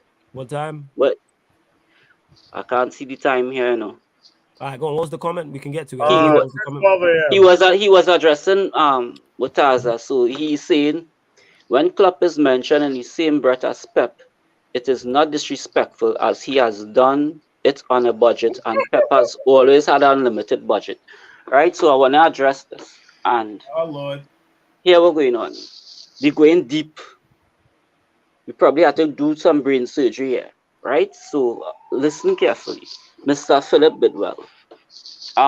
If somebody could, if I'm wrong, when did Spain win the World Cup? 2010, was it? Yeah. All right. So we had a dominant era. Not only did Spain win the World Cup, Pep put it on United twice using this system that was dominating world football. Tiki-taka. The German teams got smashed in the UCL around that era. And what the Germans did, the Germans went and do the homework. And hence, with Mr. Ralph and the Gegenpress, when the Germans came back, I remember Real Madrid and Barcelona being humiliated in the Champions League. So it's all about cycles. Football have cycles, and a lot of people do not understand football. They do not understand what is tactical periodization, what is positional play. They don't have a clue. So then they speak through their ass. So what Pep has done, Pep has modernized the tiki-taka, including certain elements of gegenpress, and that is why it is called positional play, where you have fellas that are multi-talented. You're talking about a left back could shoot like a striker. So football evolves. Pep had a philosophy, Klopp has a philosophy. The point about it, as football evolves, Pep philosophy and style of play conquers what Klopp does, regardless of the money. And if you look at the school that Tuchel comes from, and it's something I sent to Peter over a year ago. When Tuchel came to Chelsea, he said, I cannot change this entire team for my philosophy. So what I have to do is to adopt my ideology to their strengths and weaknesses. And that is what you're seeing today. He didn't inherit his team, but he was cohesive. That's what I say. Tuchel is more tactically fluid than almost anybody in the league. I'm not saying he's the world best, but the man is an intelligent man. So football runs in phases. And it takes a genius to evolve something. And that's what Pep has done. I am not saying that somebody else, like Staffman would mention, it could be Nagelsmann now, who, because Hansi Flick is the only person I have seen that apply positional play at gegenpress in the same game, in the same 45 minutes according to phases of the game. He's the only person. So there could be a next coach that will come now with an ideology and a philosophy that could conquer Pep's style of play.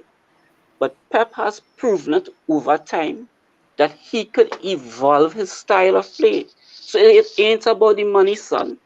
Think. No facts. It ain't about the money. Like, you know they're what both I think home. it is well, with the money argument as well. It's like I get where they're coming from. Obviously, if you've got more money, you can buy the best players. That's true. But in the Premier League, it's not even always like that. Like, you will see teams that spend, I wouldn't say the most expensive in every position is the best in every position. Do you know what I mean? Like, if you go through the league and say who's the best right back, you're mute, Pio. The most expensive is not going to be the best. Yeah, who's the most expensive right back? You know what I mean? Wan-Bissaka. Most expensive right back. Yes. Jesus Christ. It is. Who is it? Wan Bissaka, yes. Joe Cancelo was like oh 40 yeah, in the 40s, right? Yan. So if the most expensive players were the best, Manchester United and Chelsea would be better football clubs than they are. That's what I'm saying. It doesn't work like that. The most expensive goalkeeper, innit? Yeah, we're the most expensive goalkeeper. Someone like Ilkay Gundogan. Ilkay Gundogan cost us 20 million. Benjamin Mendy cost us 50 million. That says it all. Do you know what I mean? Like, if you look at the players and the difference in quality, look at even Haaland. Like, I know people are saying, oh, he's got add-ons. So it's 53 million, but with add-ons, it's in the 80 millions. But still, do you know what I mean? Chelsea spent over 90 on Lukaku. So it's just like when you put a price tag and say, okay, this player's going to be this good. Trent is a better footballer. Well, Trent's better in his position than I would say Keita is in midfield. But he didn't cost anything and Keita was expensive. So I think I get where people are coming from when it comes to money and stuff like that. But it's not always the case. Chelsea had a transfer ban and ended up finding some gems in their academy. Because if they don't have that transfer ban, maybe they don't tell James to come up. Like, maybe they just buy someone and then he ends up on the bench. Do you know what I mean? So I think sometimes if you look at things, people like to see football like black and white. What is amazing about Pep is the fact that he is a genius. You can see it. Sometimes it kind of goes against him because I think he thinks too much about everything. Like, he's obsessed. So, like, a Champions League final, a basic manager just plays their best 11. Pep doesn't do that. He tries to overthink, and then he goes without a DM. A basic manager plays Rodri or plays Fernandinho. So it's like he thinks too much about football, and sometimes it's our downfall because he just doesn't see things the normal way. Like, he'll go and play Wickham and start our best 11. Like, you don't need to start our best 11 against Wickham, but he just does things like that. So yeah, I think for me, I think there's a when it comes to Pep and Klopp, even if you think about what Pep did at such a young age, like, people are talking about he should have won more Champions Leagues. I agree, he should have won more Champions Leagues. But if you look at how many managers have actually won more than Pep, there's only 2 managers, and one is Zidane, who managed Real Madrid, and the other is Ancelotti, who managed Real Madrid. So I think when it comes to the Champions League, it's their trophy. So I'm not making excuses for Pep. I think Pep should have won the Champions League at City. He probably should have won it at Bayern too. But I mean, it's one of them. It's not something that managers win 10, 12, 13 times, and he's only won it twice. It's just. I think what it is that with the squads he's had and him being favourite. I agree. I agree with that. And what I will say is, if he had won more, he'd get praised for it. But I think all managers, apart from Ancelotti, all managers who have won multiple Champions Leagues probably should have won more. Mourinho should have won more. The Champions League more. Fergie should have won the Champions League more. Pep's in that. Klopp's in that. Zidane's probably Zidane and Ancelotti are probably the 2 you look at and go, they didn't underachieve. I think all the other managers did, because they're more than capable of. But it is a very tough competition to win. Yeah. Extremely tough, like, as we all know. Let me continue. Yo, you lot likes as well. There's still over 70 of you lot locked in here. Big up to all of you lot. Share this across all the socials, man. Let's get these numbers up as well. The likes look like. The likes it's currently, now we high. 61. 61. Right, give me the 70. Guess the 70 or Nunes comes to your club. What we doing? Yeah, Pep Klopp is not exciting because Pep is too respectful and Klopp just loves off Pep, so it just doesn't work. That's because they love each other. That's why it's kind of like that's what it is. Yeah. Yeah, man, that's what you want to see. You know what I'm saying? That's what makes it. I want to see Pep pussing up Ten Hag, but it's not gonna happen. We have more rivalry on here. You know what I'm saying? You don't want to get beat up. You don't want to get beat up, Jan. But the thing is, nobody's fighting, man. Nobody's fighting. You even see it. You even see it on social media. Big Steve will be praising Grizzly. I seen Tuchel flexing his biceps in the press conference, like, yo, put your arms away. You look like me. Cut out this shit. Liverpool. You feel like me. Tuchel's on smoke, bro. Tuchel ain't no smoke. He built like me. I need to ask all the nobody built like me is on smoke. Punch hard. Yeah, he built like no one wants to fight, man. I got managers though. So we have to create. Who would be the strongest in the league in the fights? Vieira. Vieira, yeah. Vieira got OG straight. Him. East Africa every Vieira time. easy. And like a manager Royal Rumble, now that Sean Dyche is gone, Vieira definitely wins. Vieira. So the final three would have been Vieira, Sean Dyche, and Big Sam. Is that what we're saying? Probably would have been, yeah. Straight up. But what I find is disgusting is that Liverpool and City, they do have it's not a rivalry, it's a rivalry. You understand? And then like for Liverpool, Arsenal is like the little stepbrother and whatnot. I mean, that's not a rivalry, but it is what it is. Yes. But one thing I will say about Conte Tuchel is like I like that. Like I don't care for either team, but I did like that. Like on the touchline, it's good to see that, man.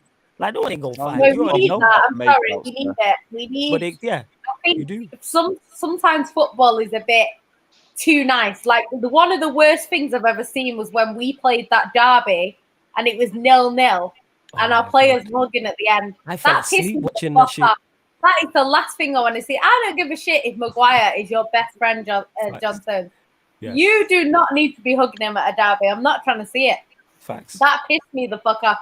Because if you win the game, you can hug up Maguire. Don't be hugging up Maguire if you don't fucking win the game. Honestly. Even if we win the game, they're the ups at that point. Well, yeah, ideally, no. But come on now. Like, if you win the game, at least you can say it was a sympathy hug or some bullshit. Do you know what I mean? But it's like, how are you going to go out, not play well, or not win the game, and then you want to be hugging up each other? Like, Derby Day should be fighting all over the pitch, fighting in the stands. You know what? Yeah, just headbutting, man. But yeah, Conte, that's exactly what should be happening. Conte doesn't want any smoke with Tuchel. I mean, Tuchel now coming out of a bitter divorce where he was allowed to be cheating and his wife was cheating. Conte, he'll rip off his wig the next time. I mean, listen, what we see in football is actually a reflection of life. It could come with failure and success is the same ideology. Like I say, it's wrestling, isn't it? Like on the side. Yeah, no one was going to touch anyone. No one ain't swinging at anyone. You know what I'm saying? My final point on being managers being geniuses and excellence is like, okay, I'm trained. If I give Jazz AR-15 and you give me a Glock 19 fully loaded, he has an AR-15, I will still kill him because I'm trained. He would know, but what I'm saying is that sometimes some managers could have the better weaponry, the better tools. Hold on, who's shooting me? I am shooting you. Whoa. But I'll give it. Hold that. Jazz are giving you AR-15, right? I just have a Uzi. He's still dead in that scenario. Yeah, he's dead. Jazz said R.I.P. Jazz. No, the point is that Jazz would have the better weaponry, but because of my training or my intelligence, he will be a dead man. It's the same thing we see in football. It's the same reflection. Jazz. You know what I'm saying? No, never.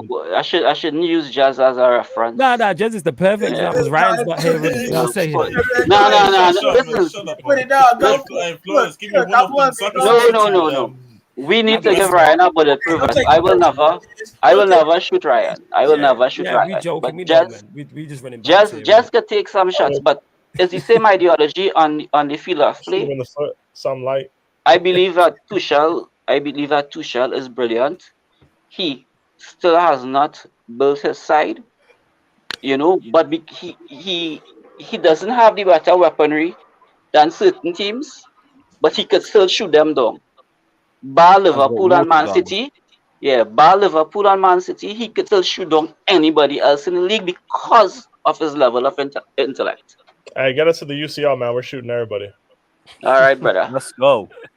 Yeah, I'm telling you, league football, long day. Like, yeah, I can't wait for some more Chelsea heartbreaking. What's it called in the champs? Yo, hey, when it's a final four with us, again, Liverpool and City, you're gonna need us. So just. I know he's gonna be a Chelsea fan again. Get your Chelsea. Yep. That did. You know what? That did almost happen last season, people. That did. Ancelotti to save the day. Ancelotti to save the day. Yo, I was on that watch along, yeah, because I was on Lewis's channel during that Chelsea Real Madrid watch along. I was like, I'm gonna have to jump on board with these motherfuckers. I was like, yeah.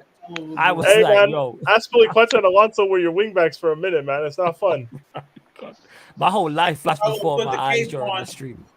Bro, don't worry. I got a Chelsea Ronaldo shot on the way for you. Jersey's FC's finest. My God. Hey, flawless. We're Send in me the your address. Bernabeu in April, and we have Loftus-Cheek at wingback and Cucurella. It's football, man.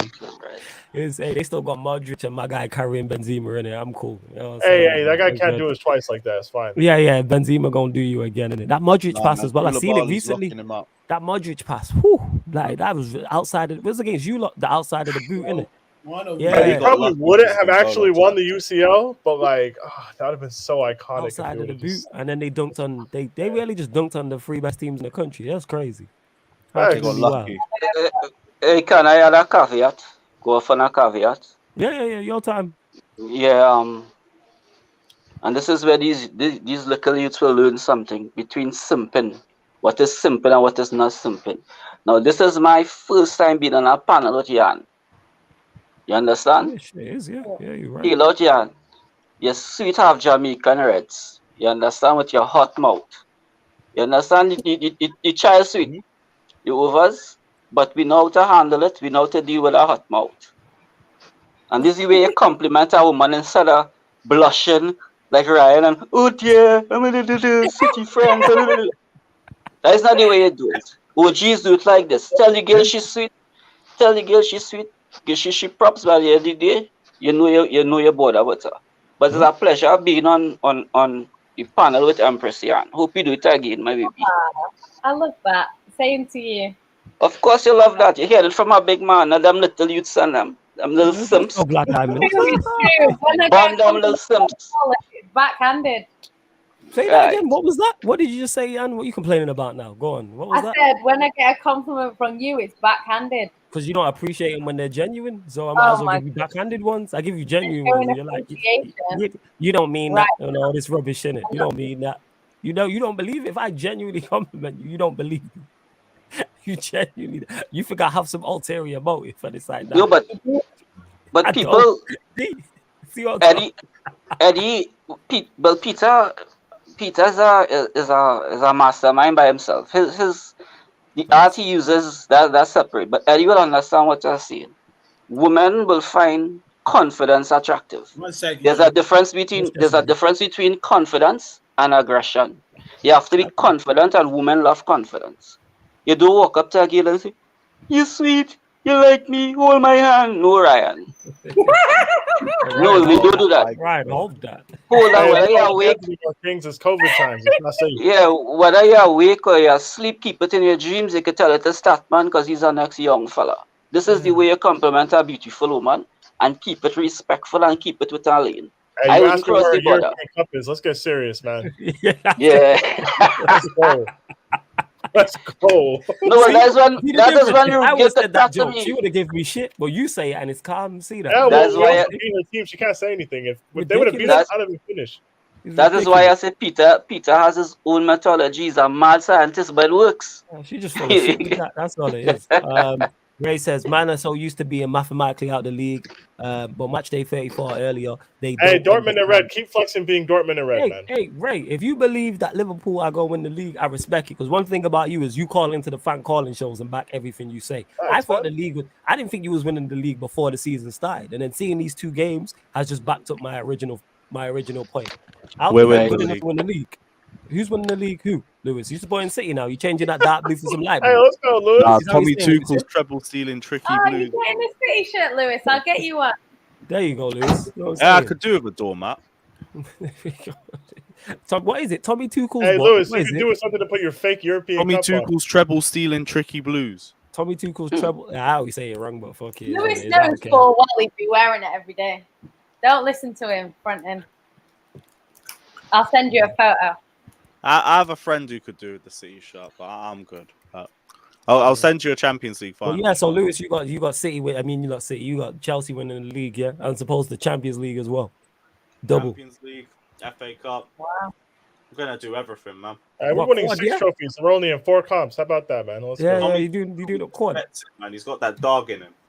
You got that dog. Shout out my guy you called in the Fan Calling show. Yo, that was one of my favorite calls. We don't got Liverpool and Chelsea don't got that dog in them, but Arsenal and Tottenham did. I was like, all right.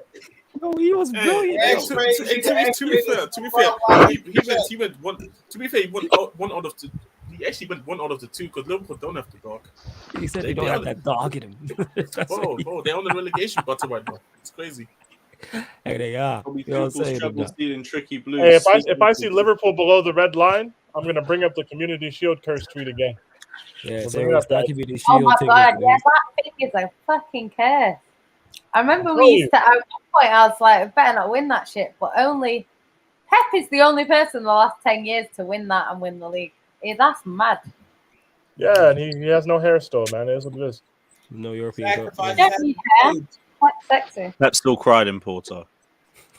I miss his jokes still. Welcome back, Jan. I've missed these jokes. You know what? Yeah, I'm not even speaking to Lewis about this. Well, they have like titles, so it's not that deep. It's actually a good thing that it's talking about Pep because, like, obviously he's a City fan on here because I need to ask, bro. It's how are you feeling about actually how Pep is getting rid of all the brothers? Like, what's good? Hey, yeah, that's not very BLM in your club, yeah. Business as usual. You know what? I would say? I want to hear what Jan has to say on this. Go on, Jan, your time. Do you know what I would say? To be fair to Pep, he did want to keep Sterling. Gabby is the only one that he said, I'll allow to go. And obviously let Zinchenko go in the end. I don't think he wanted to get rid of Zinchenko or Sterling. He offered Sterling a new contract. Sterling turned it down. Gabby, they let go because obviously they knew they were getting Haaland. But yeah, I mean, the young players that he's bringing through are all black. So, but a lot of our youth team are black. So, not really got a choice. But yeah, it does look a bit white, our squad at the moment. At one point, we had a very black squad. Now we have a very white squad. So, it is what it is. But then, what I would say about Pep, though, is whenever he manages a team in a certain country, he does like people to be from there. The majority of the players to be from there. That's what happened in Germany, what happened in Spain. And he likes English players. So he's bringing through quite a lot of English players.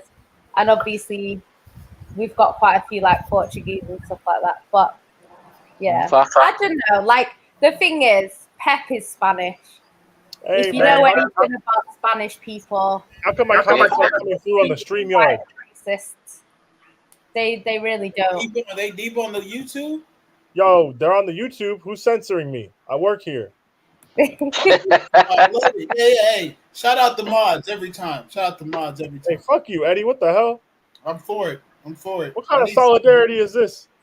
It's off right now. Bro, I'm in the dead zone. My emotions are all the way fucked up, bro. This team has. I'm done, bro. I'm going after everybody now. They making fun of me. Hey, Eddie, 1 week of 20th, and your brain is gone, man. I don't get it. It's tough. This is how I know fans of actually big clubs wouldn't be able to stomach a relegation battle. Oh my god, no, they die. Imagine they got relegated. They'll be put in a different club. I could. That's not a problem for me, Peter. We get any licks we deserve. I was in 15th, and we simultaneously won a Champions League group. I was cool with it. I was like, whatever, man. We got any licks that we deserve. So who wanna cry? Let them cry. I have preached enough. I reel with this shit. You understand? Majority of these younger fans, like, they cannot handle 2 bad results in a row. I'm like, you guys don't know what it's like probably supporting a mid-table football club. Like, do you think Palace fans wake up every week and expect and demand to win? Like, nah, they're gassed. They got a point from Anfield. Do you know what, though? To be honest, it is different when you support. Like, when I used to support City, like when I was a City fan when I was younger, it's very different. Like, I actually, it's a weird thing because I actually found football a lot less stressful when it's probably more fun. It's probably more fun like, in that way, in a way. You'd catch joke, you'd sing, you'd like. I remember like when I used to go and we used to play Arsenal. You knew you were going to get beat. You just went there to watch the game and you were admiring Arsenal exactly because they were so good. Like it was kind of mad. And like I remember Derby Day, like City. To be fair to them, even when we were shit, we'd always give United a game. Correct. I remember like. We used to go there, but it was just like you just go there hoping for just to not lose. Do you know what I mean? So it is different. Like when we used to get relegated, it's completely different. Now my expectations for City are a lot higher. Exactly, and that is it. Measured expectations, it have to be higher. Yeah. Now, when you spend $1.27 billion in 9 years and find yourself in 20th, a lot of people gonna cry. But again, I saw this coming. You know, so we have to burn everything out down and start again. And who doesn't have the stomach to stay? Fine, I will stay. I will go down with my club. But burn these owners. So Lawless, are you doing championship stream? You for real with it? You like? Yeah, but we started it last year, so it's no problem. If you're not getting relegated, I'm going to the games. Are you crazy? Like the Barclays and all that around. I'm calling up to the games. They're my way. United away on the anyway. Right now.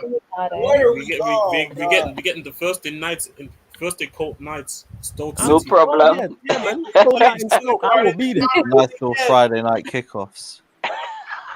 Watch Dale away in that. United playing on UCL nights, but they're in the championship. Let's go, man. I'll be there. You know what I'm saying? I will be there. There will be no watching. Come down to London to QPR away. But question for Lewis: if United gets relegated, no, it ain't happening. But hypotheticals, if we get relegated, would you still allow us to come on Shameless FC, brother? Oh yes, we'll have a little championship. The content would be hilarious. Are you kidding me? Watch. Let us know what's going on down under. You would have to. I can't even think like that right now. If United got relegated to the championship for a season, like the net worth of the league would shoot up. The money those off that one season. Cristiano Ronaldo playing championship. I've got a question for you, United fans. Do you think if you got relegated, you'd come straight back up, or do you reckon you'd do a Sunderland? Yeah, I'm not even. We come straight back up. The only thing could prevent United, if we get relegated, from coming straight back up is if he was to go into administration. Our asset base and our asset power is too strong for that to even happen. Okay. So we go down, we will come back up. Teams that go through administration has a problem. It'd be interesting to see how many people continue to do United content.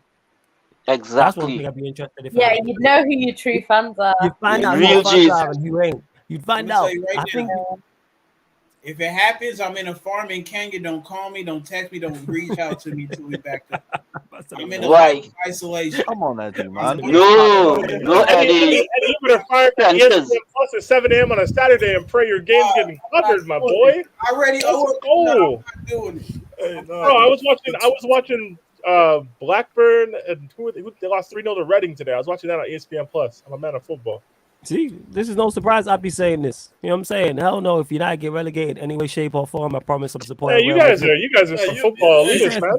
You're not proper United. So like, can I make a point here? Like, can I make a wider point about like the contemporary footballing supporting culture? Like, I feel like a lot of people find football and follow football, and a lot of people, not even, let's expand into sports. A lot of people don't like the sport for the sport itself. Yeah. They like their team within the sport, and it's like a social symbol. It's like a status, right? It's life. So they attach too much importance in the grand scheme of life to results or like performances. Like, it becomes like part of your identity in a way. Like, I watch the championship because I enjoy football. I like watching teams in kind of that zone, right? I like watching up and coming managers. I like seeing up and coming players. I will watch obscure football all the time. So if you want to talk about any football within the last 12 years across pretty much the top 20 leagues in Europe, I probably got a decent idea of what was going on at the time. But I like it because I like the game for what it is. I'm also the same person who will wake up at 5 a.m. on a Sunday and watch Southampton play Crystal Palace. But I did a podcast mostly on mid-table Premier League football. But I do like what Eddie encouraging here, because I'm looking at the comments now, and Abdi's saying if United get relegated, he going to support Real Madrid. Yeah, I said that. Then you ain't no real United fan. Ain't proper United. You're a glory hunter.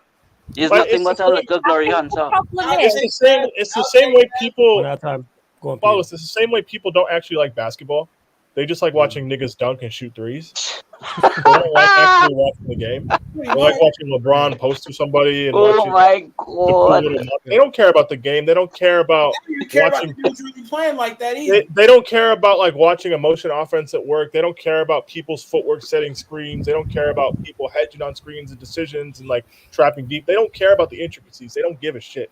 They don't actually like the sport for what it is. It's like people don't really like football like that. They just like watching their team win.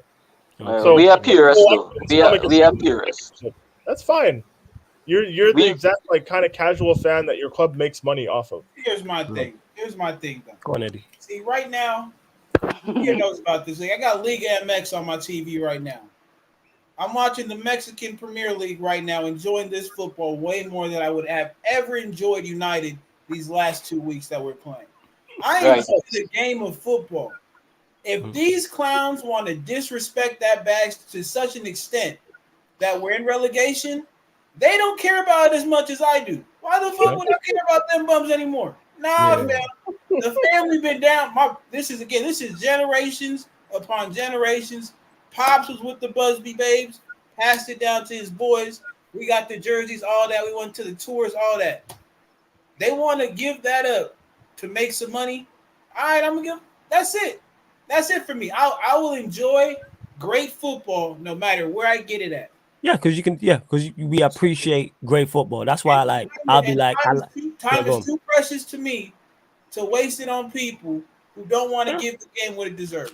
That's my but this is why I'll praise certain players. Like I mentioned, and people are like, oh, this is why seeing Benzema's run, it was against teams that I dislike, but still special to watch. Because seeing a player of that caliber performing at that level, at the highest level of the game is incredible. That run was as much as it made me. That was cold. That's probably the best UCL run. Best UCL run I've ever seen. I want to say, like, in terms of the overall performances combined with like the clutch moments, it was better than Drogba in 2012. It was. Yeah. Because what I look at with the Real Madrid side is if you take him out of that team, it's not it. That's a rebuild. And in a game that is dominated by systems in 2022, his individual brilliance, they had a system, but his individual it was kind of like old school football with like a washed manager. How people disrespected, like it was like, fuck you guys. Like the game isn't as like postmodern as you people are trying to pretend it is right now. Shut up, like football heritage. Like I was saying to Ryan during the entire time, when they played Chelsea, when they played Manchester City, when they played Liverpool, you can say all the opposite teams have a better manager. Cool. I'm not even debating that, even though I disagree with it. Cool. You can debate that all you want. You can say the other teams have better players, better 11s, they do. Better squads, cool. But in all those games, I kept saying it, Real Madrid have the best player on the pitch. When Real Madrid played City, they have the best player on the pitch in Benzema. He's the best player. When they play Liverpool, he's the best player on the pitch, and that's what always give him a chance. If we had Benzema, it would have been about 10-0. If you switch Benzema in any of those games, the other team wins. If you give him to Chelsea, they win that game. If we don't even need Benzema, created a chance that clear goal scoring. Shout out my guy Kate. Yo, you was broken, Peter. That was beautiful. I can't believe we got so close to glory. I called it on the timeline. I laid out like a brief thread. I was like, here's how the game's probably going to go. Strap in. This is going to take 120 minutes, man. And then Conte just said, nope, we can't win this in 90. I was like, Shout out my guy Conte. Can't wait for Man United meets Bristol Rovers. Hey, shout out Charlie, man, because he does Bristol Rovers content. Big on my guy. 100%. Even all jokes aside. Man can play him next season in the championship. Yo, as all jokes aside, I'm with it. I'm with a season, and I have no issue being in the championship. I'm embarrassed. I don't deal with the embarrassment. At least if you man do QPR away, you're close to my ends. Yeah, like I will be at all the games. The tickets will be cheap. The Glazers might sell up. You don't have to deal with all these annoying people in the comments. Away tickets will be a bomb. United in the championship from like a financial perspective and just like the optics, it would just be so funny and like awkward. Like some of these grounds are not fit to have Manchester United. Yeah, 100%. Buy all the tickets. No, I'm there. I'm getting to all the games. I will do a cold Tuesday night. So yeah, go on, Jens. We had fucking Nuno. I thought we gonna have the most expensive stadium in the championship on this season. Oh no. All that being said, United ain't getting relegated, people. All that being said, we ain't getting relegated. I have a question, and I think I know the answer, but I'm going to ask it anyways. In terms of the clubs in the Premier League, what do you think is the biggest club in terms of stature and history that could feasibly get relegated? I think the obvious answer is Everton. I would have said Leeds, but you're right with Everton probably. I think Everton are a bigger club than them. Yeah, they are. Well, you're right. Everton. If Everton get relegated, they've never been relegated as well, so that adds to it as well. That's okay and close. Everton are a bigger club than them, though. Yeah. Everton are fourth in the league for league titles. Millwall, that one that skips circle. They will sack him. They will sack Frank before that happens. 100%. I don't think Lampard makes it to the World Cup. I've said this before. I think he's a pundit at the World Cup. Hey, that's a better shout. Yeah, that's fire. Someone said that, and I was like, that's I can fire. see him being a pundit at the World Cup, 100%. Hey, man, Jermaine Genius did the throw, man. Yeah, man, him and Genius are gonna run it back. You know what I'm saying? Like run it back on BBC, 100%. Run it back. Yeah, man. Safe. My granddad, went to his first Everton game in I think it was 1935. Shout out to your granddad. I knew he was a real one, supporting the right team in Liverpool. Shout out your grandpops. You know, he a real one. His dad was home and away in the early 1900s. He a real pops. And say if you're right, just imagine a 75,000. I think it's even bigger stadium being used for championship games. I'm with it. Again, people do I believe it happens? No, but I'm saying if it happened, I would not. Oh, it won't happen. It won't happen. It won't happen. But what I'm saying is, if it did, I wouldn't be crying about it. Well, let's dream about it, man. It's gonna happen. What do you mean? Feasibly the lowest. You need a relegation. It helps with your football. No, yeah. What I was gonna say is, you talking about let's dream about it like you've not already dreamt about it. Sure, man. You know what I'm saying? I know. I don't dream about it. Guys, the lowest. I think it depends though. Because I think it depends because I think it is a lot easier to support a team who do a Man City than it is a Leeds or something like that. If you've seen your team be shit and then they get good, it's a lot obviously easier than going from winning everything to being shit that. No, I wouldn't be able to watch. I wouldn't be able to watch my team dominate growing up, and then when I was 16, I know they start flopping. Yeah, that would be at least if Chelsea just turned a complete ass, as long as we can win a Champions League every decade or so, I'm cool. Honestly, yeah. Don't get me wrong, league titles are cool, guys, but I would trade all 5 I've seen us win for another 2 UCLs right now. Nothing slapped like winning the UCL, man. Yeah, but I think it depends as well because with City and Chelsea fans, they've not had it's not been the same story as a United fan. A lot of people, they support Man United because Man United were winning. Because they were the bullies on the block for so long. Yep. United for so long. I think that is probably inherently in England, but globally, I could say for the Caribbean, the reason why a lot of people in the Caribbean would have supported Arsenal was because of the amount of black players that Wenger had on his team. That was a strong pull. Relative to Trinidad and Tobago having Dwight York jump from Aston Villa to Manchester United. Bam, that's it. But Peter, you said something probably 6 months ago and it stayed with me. I believe Arsenal has 13 league titles. Mm-hmm.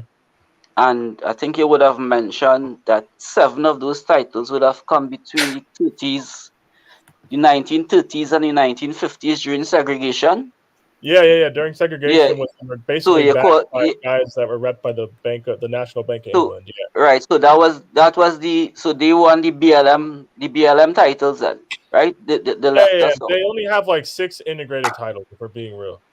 Because I was on a certain stream and I was going to put it to Eagle, but I just relaxed because I didn't know if he would have had the edification and mental capacity to understand what was being said. Probably but not. that's a pivotal point to her. That's very important.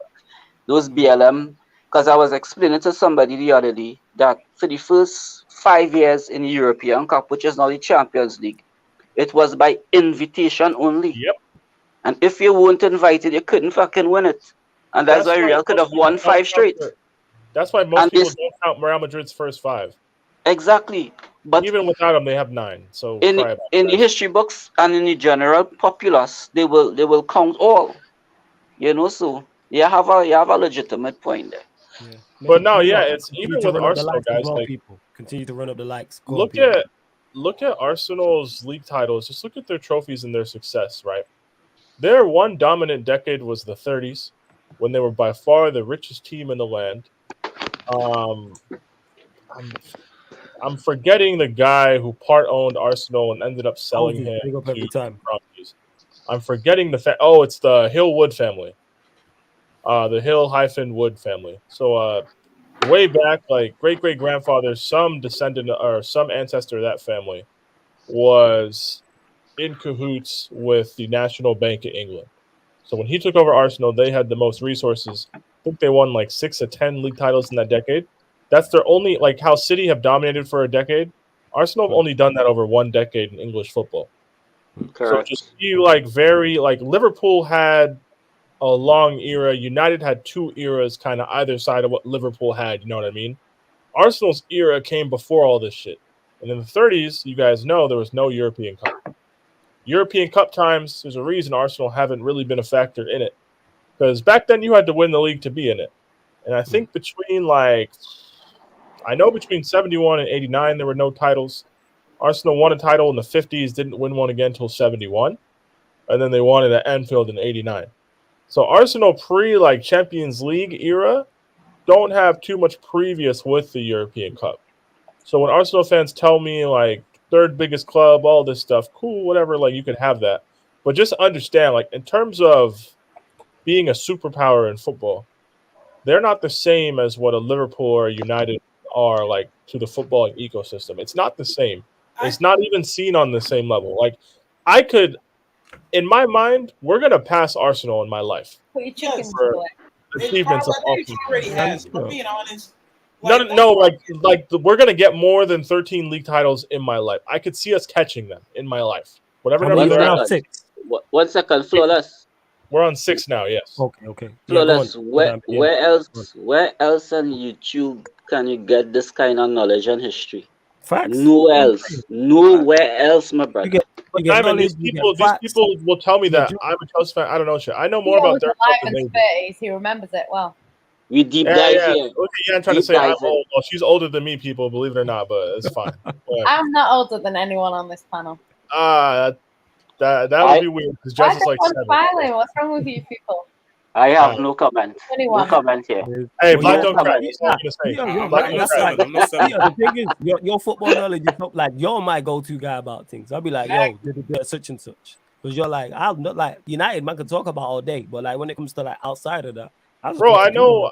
I think I legitimately know more about the other major football clubs than most casual fans of those clubs. All of my life growing up, it was oh, you support Chelsea, their shit, oil money, 2004, all these things. I'm but you were born in 1994 when United. You started following sports probably with the treble in '99 when United were conveniently the best team. So what's the difference between me finding Chelsea in April of 2004 and you finding United sometime in the 90s? It's really not that deep. It's the same. It is the same. It is the same. And I promise you, if I was born in Trinidad, I would have been grandfathered into supporting Man United once Dwight York moved there from Villa, right? Oh, I hate Dwight York. All my family back home support United. I'm the only one that supports Chelsea. Hey, Shaw, I knew your family was the real ones. You know what I'm saying? But the whole fucking island, man. There's United shirts everywhere. It's insane. No, but Pete touched the bullets. But see, that's coming from the Spurs. Yes, you support a team because self-loathing reasons, and they wear the color white, and your favorite player is Gareth Bale. But it is what it is, man. Let that shit go. All I gotta say is I love. Hey, are you German? Trinidad has a massive Chelsea and Arsenal fan base. Yeah, Jez, but you Peter German or Ghanaian today? can't decide. But Peter, the approach they take is, you see, probably it's in the Trini blood, because I believe whenever we viewing something, we must always have a holistic view. I mean, that's why I have a distinction in not just African history, but in history in general. But my major was in African history and stuff. And it's the same philosophy addressed in life. You must know before you speak, you must have an inherent knowledge of what you're talking about. And this is what we get on Sarcasm City here. And is last time I said it was a beautiful thing, Winter Surfer. Anyway, let me hush my mouth. Winter Surfer is still my nigga. But you know what it is? Like, that's what was like. Yeah, he does. Surfer, you want? Yeah, and I'm half Trini. My mom was born there. I need to go to Trinidad. You're welcome. Link up in the homeland. Link up in the I want to homeland. go for carnival.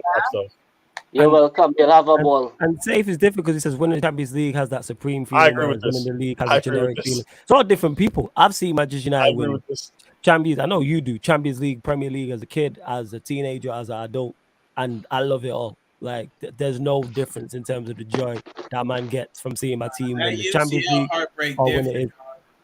You say that? No. The UCL heartbreak different. The Premier League heartbreak different.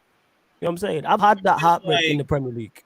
I've seen both. Again, everyone's different. I'm just saying for me. Them years that the pain. UCL heartbreak. They used the heartbreak, man. Oh yeah, talk to us just about that UCL heartbreak. Talk to us. Jez, your heart lasted a minute. Sorry, you were not 1-0. What happened? No, but it goes back. Listen, this is Jez's time. One set. Go on, Jez. Your time. Get up. This is when we've been on a 13-year trophy chase. No fucking trophies, just bottling season after season. And then imagine you get the chance to win a trophy, and it's the biggest trophy in club football. Imagine I could have dunked on Arsenal on that summer so bad. Nah, I'll never forgive Liverpool. That's why I always talk shit about them. Fuck club, fuck all of them. Nah, I'm sorry, man. Bro, Tottenham going 13 years trophyless and winning the UCL would have broke the internet. Oh my God! But Jez, if it's one thing I've noticed, Peter has a very strong influence over Jez. And again, how I will put it, my view is different to Peter's view. So the EPL to me is like a wife. So say, right, Jan is my wife. So Jan is my EPL, right? The UCL is the one shot at Beyonce. Where you going to try? Where's your bread and butter? You can crack. I'm not gonna lie, I'm shooting. No one what the hell? You're going. Yeah, and you are fantastic. You are fantastic, but I'm shooting for Beyonce. What? I'll be so rude. Think about it. Think about it. I can wake up and chant, "Where's your European cup?" I can do that every day or wake up next to Beyonce. Like, first one is fun, but like, let's be real. Come on. No, you're gonna miss Jan. No, you're gonna miss Jan because Jan with you every day and she holding your corner. You understand? You one fling with Beyonce will soon end, and the next man gonna take Beyonce. Just might take Beyonce the next year. But you have Jan for life. Just out the equation, I'm still there. Y'all keep. Yeah. Sorry. I forgot Jez or something. Hey, look. If she downgrades from me to Jez, that's on her. That's on her. That's like you gotta go Sir Alex to Moyes. It is what it is, man. Flawless love. I called you Moyes, you know. It's better be Moyes in that situation. I called you Moyes. Hold that, man. To be fair, you could have said Ola, so I take that as a price. Hey, this guy will take David Moyes instead of Ola. But you see how a lot of people understand when you use the girl analogy. Yeah, that's why you have to use it. Makes it clear. You know. Yeah. So right now I'm 20th, so I can't even get Jan.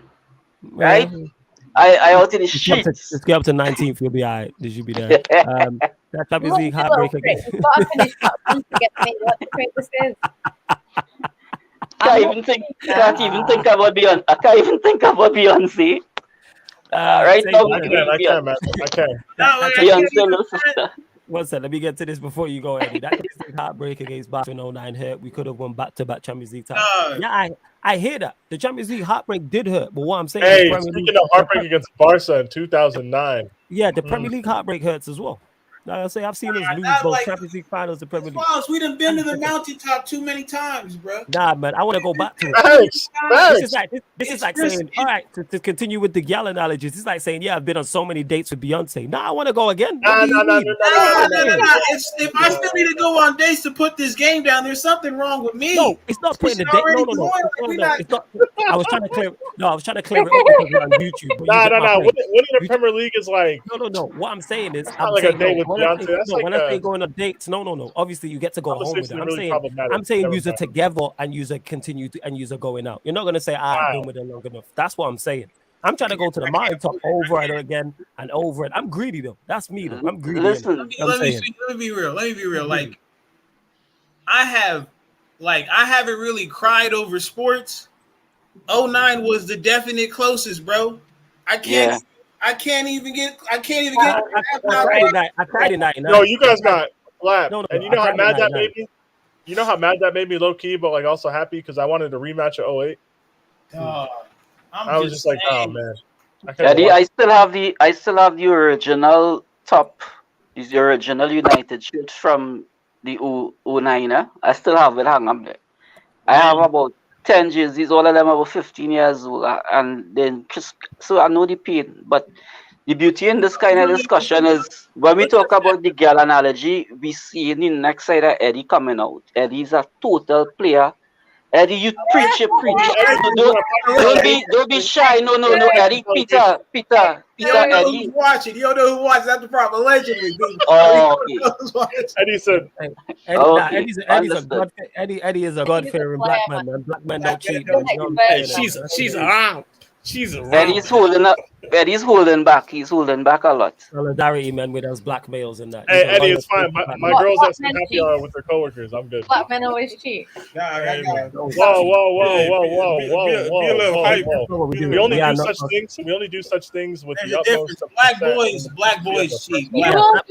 You all boys cheat. And that's what it is. Black boys cheat. You said that you would cheat on me if Beyonce was an option. I didn't say. Yeah, you would understand that. I don't think my brother said anything of the sort as well.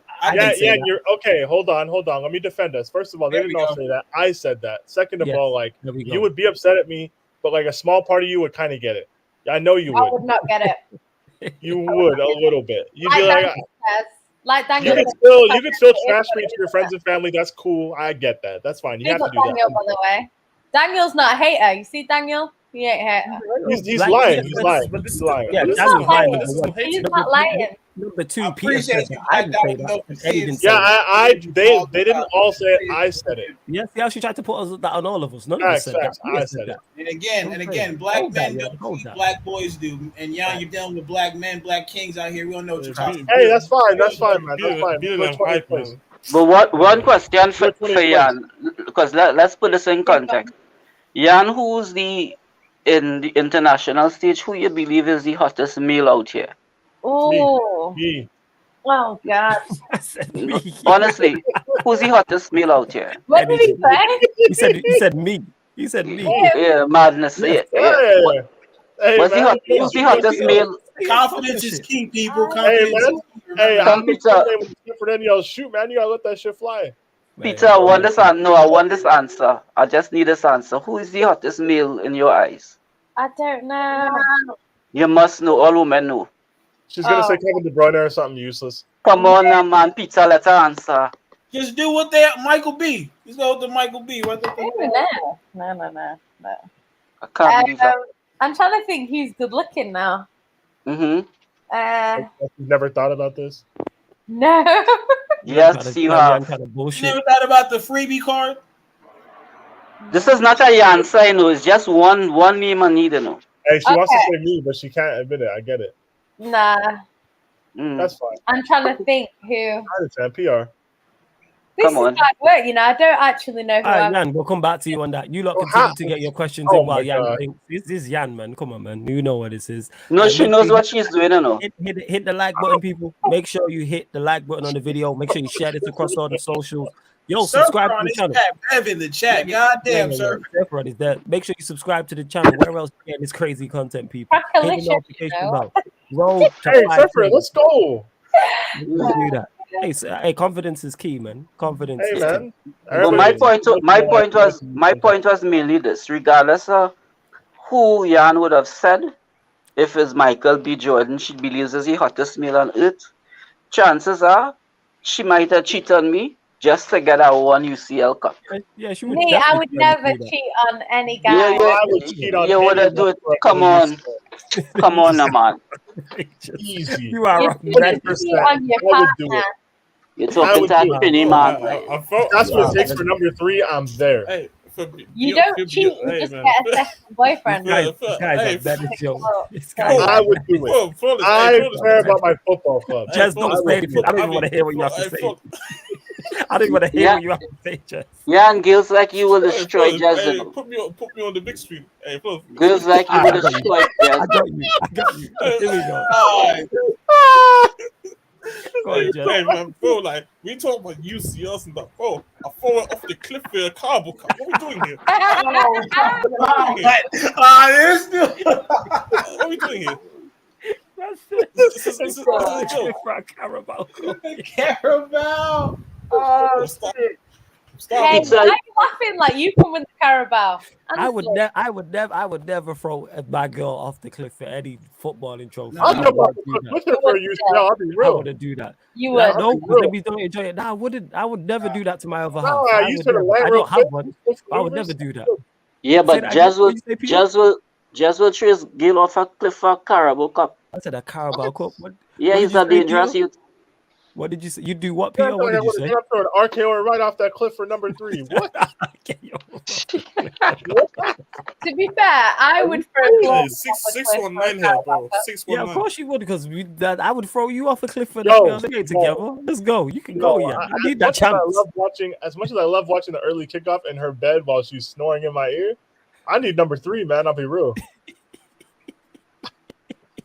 I don't know if I do it for a league, but for UCL, hell yeah. Hey, I'd do it for number 21 or number 4. Not my other half, but Jan. You know what I'm saying? 100%. No, right now, listen. Just know I'll RKO Jan for 3 points on Sunday. What did you just say, Jan? Yeah, I would do the same, to be honest, on Monday. What do you say? Hey, that means a lot. I get it. I will stay with Jan just for top 4. Yeah, would be just for top 4. Hey, just for top 4, you brothers are in 20th. How about so I will stay with Jan just for top 4. I cast the Champions League. Very good conversation. It's not necessary. Yeah, Bon Beyonce. Bon Beyonce, Jan. Bon Beyonce. Right now, Jan for top 4. Thank you. Thanks. It's top 4, guys. Top 10. Let's start small. Top 4? Hey, you just give me number 21 or number 4, please. That's what I'm saying. Out of 20, if you mean. No, when I say number 21, I'm talking about. I know what you're talking about. You mean I know what you're talking about. All right, just you know what, you would do it for just to be out of 20th place. I get it, man. Nah, I won't do it. Just although, if you guys, I guess it wouldn't matter. Like if you got relegated in 18th or if you were 20th, I guess it wouldn't matter. Yeah, it don't make no difference. I just enjoy the craziness that the content creating would be if my team was in the championship. That's what it would be all new. Yeah, there'd be like a glitch in the matrix. That would be more fucked up than Tottenham if they had won the UCL. Yeah, definitely. And if Tottenham would have had as many UCLs as we did, I would have been sick. You would have had that glorious Lucas Moura picture. That shit. I would have been physically. I would have been ill. I would have been like, what makes us special as a football club? They have it. Yeah, like would have been the craziest part if United were to get relegated. Like not only like Manchester United content creators, not rival, but people who content create who support other teams as well, like other fans. Like that just changes up so much. Like how the championship would be like broadcast. You'd have so many more eyes on it as well. Like that's the crazy part. Like they do big build up for it. Them Tuesday nights. You know what I'm saying, start that shit an hour early. Yeah, go on, blood. So let's see. You already seeing it. You already seeing the change in the content thing. Just the fact that we're in 20th, you already seeing the content. There's more people flocking to the channels will listen to get banned. Because people are expecting when they jump on here on watch alongs when United are losing for man to be ranting and raving. I'm like, that's not me. Like it's never been me. It will never be me. Like I'm not getting clipped and going viral. Never ever. Like the only time that could happen is like if we were in a. That's why I'd never do a European final. I said that. Like that Europa League final, I would have probably lost the channel. So it's like that's why I would never do one. Hey man, Other I will than that, I'd gladly do it. miss the channel for number 3. No, so would I. You know what I'm saying for number 4. But my point is like no. If Chelsea were in the final, actually I wouldn't do a watch along either. I'm not gonna lie. Yeah, that's what I'm saying, man. That's the stakes is too high. I turned off my phone. I turned off my phone, and then I turned on my phone to participate in the group chat for 2 minutes. I said, "Guys, we're gonna win. This is gonna be the worst half of football you ever seen in your life." And then at full time, I turned my phone on to like 300 messages. And my battery went from like 12% to like 1 immediately. And I was like, you know what? I'm out of here. Yeah, it's too much. Like I was saying that during United's whole Europa League run, and I was saying from the quarterfinals, I was like, if United make this final, I'm not doing a watch along. It probably would have done big numbers, but I was like, you know what? I want to sit, enjoy the game, curse out the players, and swear at my TV in peace. Can I just make a point about like watch alongs in general, guys? Like for people in the comments who may not know, like it does take energy. And it does kind of divert your focus a bit.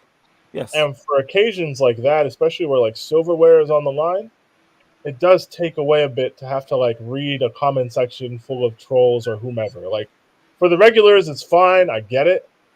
But it's like, I don't think you guys, because obviously most of you guys have never done it.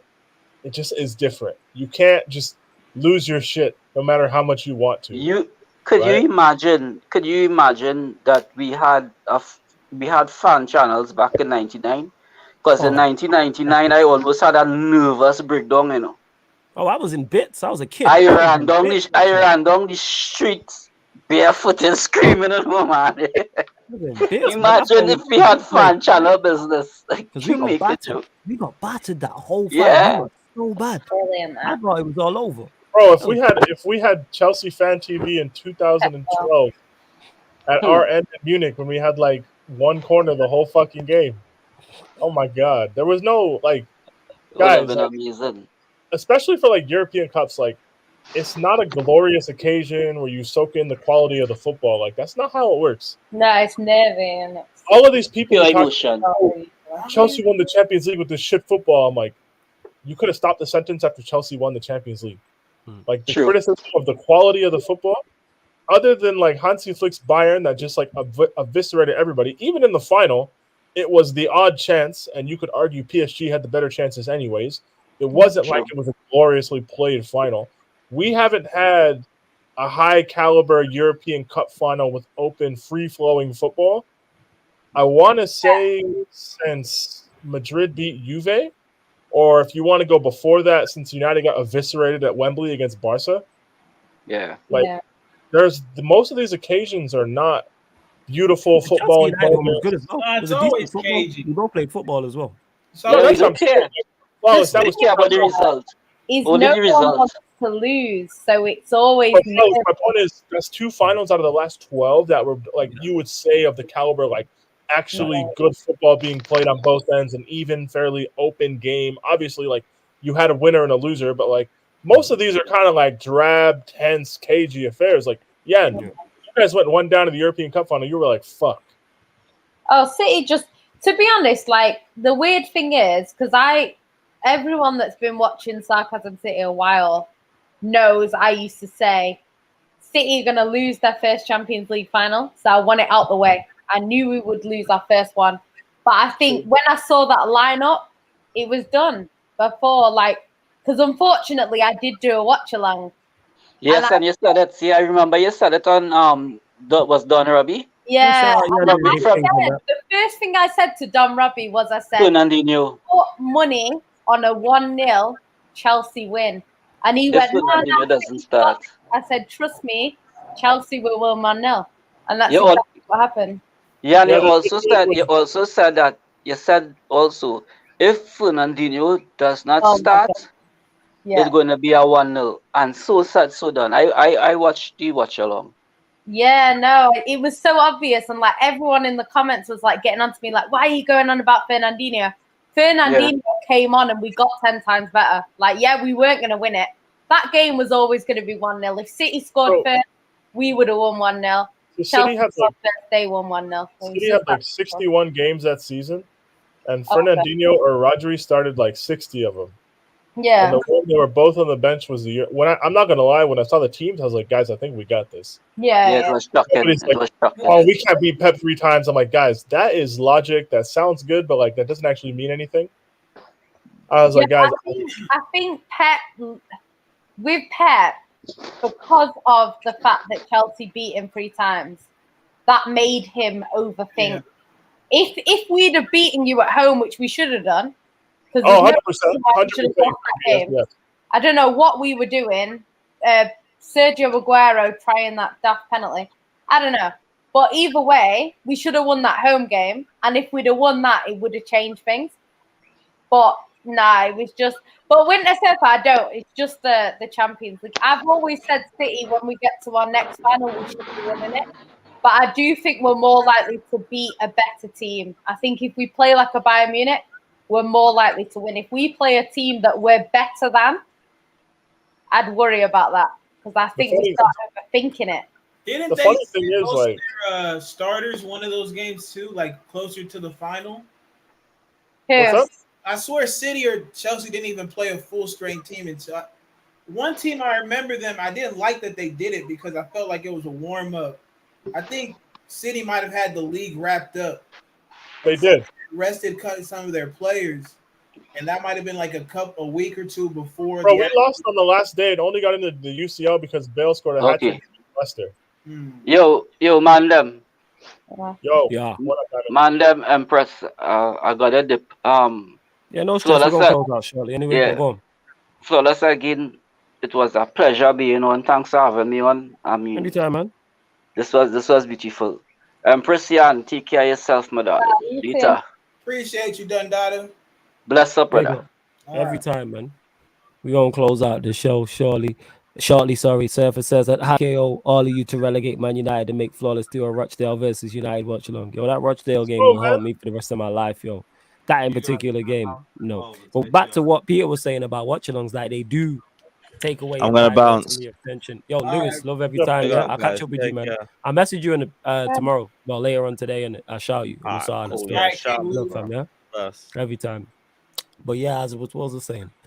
Yeah, like watch alongs do. That's why, like, even when we was doing the Brentford game, like, man was trying to watch the match and that. That's why I was like, yo, if you ain't super chatting, like, I ain't paying you no mind. Like, most people are here, especially when your team is losing, here to troll. So it's like, I see all you lot in the Q&A anyway, so I get to it. But it's like, I'm trying to watch the game and see what's what. Like, obviously my link wasn't working. But yeah, go on. The watch alongs help my nerves, bro. I can't even lie to you. Like, because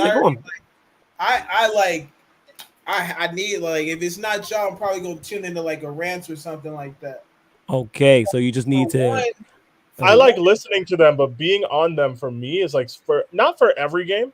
For the league ones, I don't care unless, like, if we were in a title race, I'd probably feel differently. But, like, dude, I couldn't do a Champions League watch-along for the second leg in the Bernabeu. No. I was like, nah, man. Now I could feel, because you know what? Now that I'm thinking about, like, I'm new into the space, so I can't say that I've been in such a high stake leverage game. What my emotions would be like, because again, the closest thing I can say is Europa League, and that was just like I didn't want to get embarrassed. It was nothing special, but it's not like I'm talking about a Champions League knockout stage when I already knew Madrid was going on and we were just gonna fucking be at home about it. So. Yeah, I don't know. Until that point comes, maybe I can speak on it because I know for a fact, like, even when the Lakers play in the playoffs or something like that, and that's like high stakes. Like my heart splitting too, like Lakers United type shit.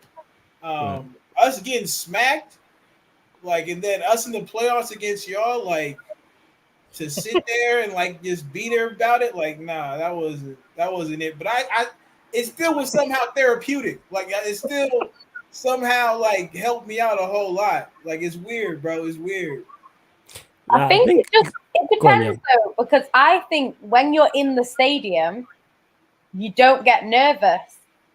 But if I do a watch along, I'm like way more nervous. Like, I don't know how people watch them kind of games on TV, because I'm telling you now, that Aguero goal.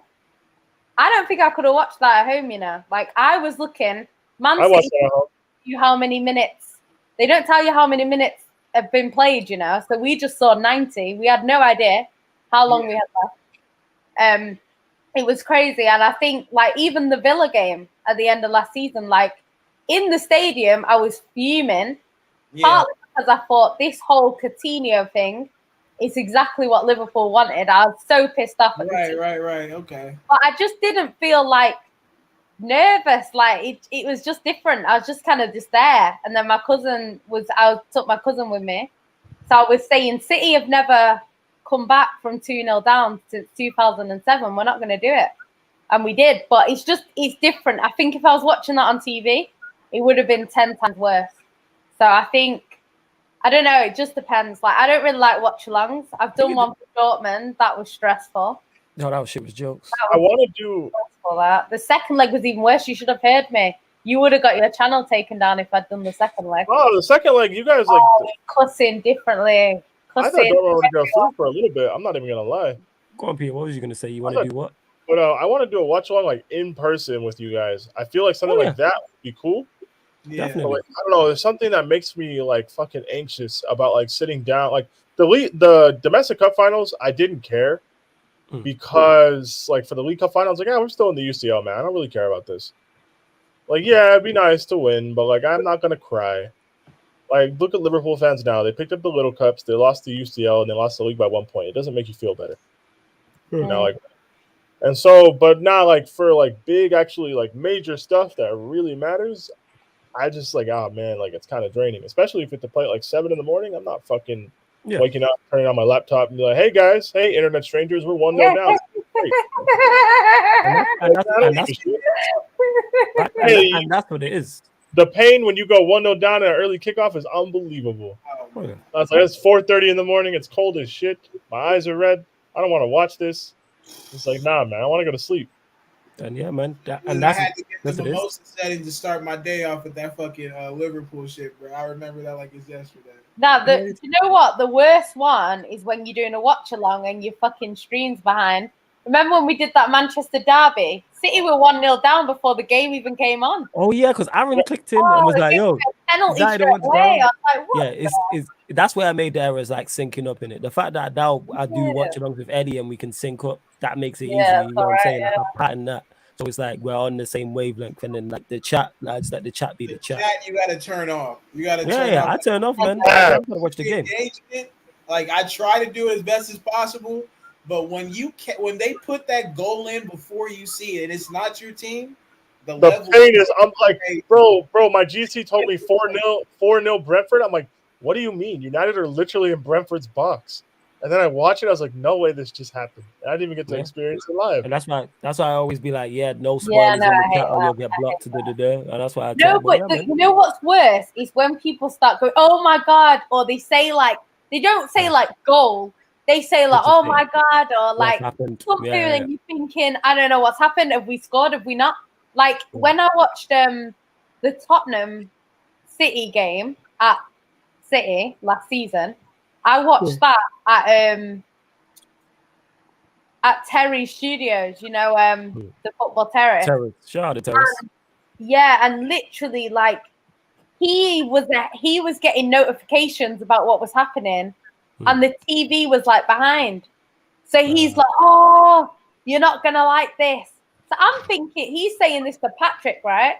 So I'm thinking, "Oh shit, City have scored," and then he goes, "You're gonna love it." And then Spurs went down the other end and scored. I'm just like, I don't like stuff like that because it's like I just want to see it when it happens. You want to experience it live, yeah. Like I don't like that. Oh, something's happened. And well, Peter, you spot on. We're gonna do the watch-alongs in person, 100%. We're gonna make that happen at some point. I don't even care if it's for like a fixture that none of us like. Yeah, you know, we're up to me. Like.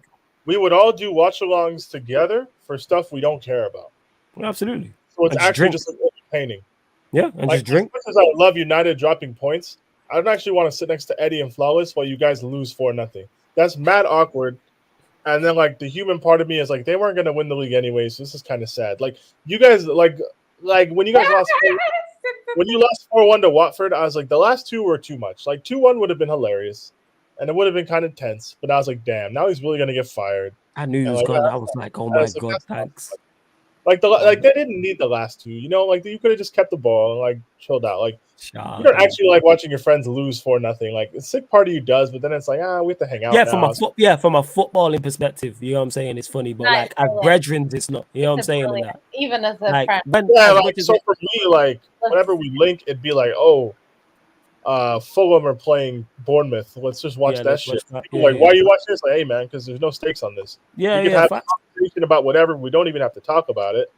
And then like that way, because it's like, imagine United were playing Chelsea and we're sitting together. Yeah, like, that's just mad. It's just at least one of us, maybe all of us, are gonna be pissed after.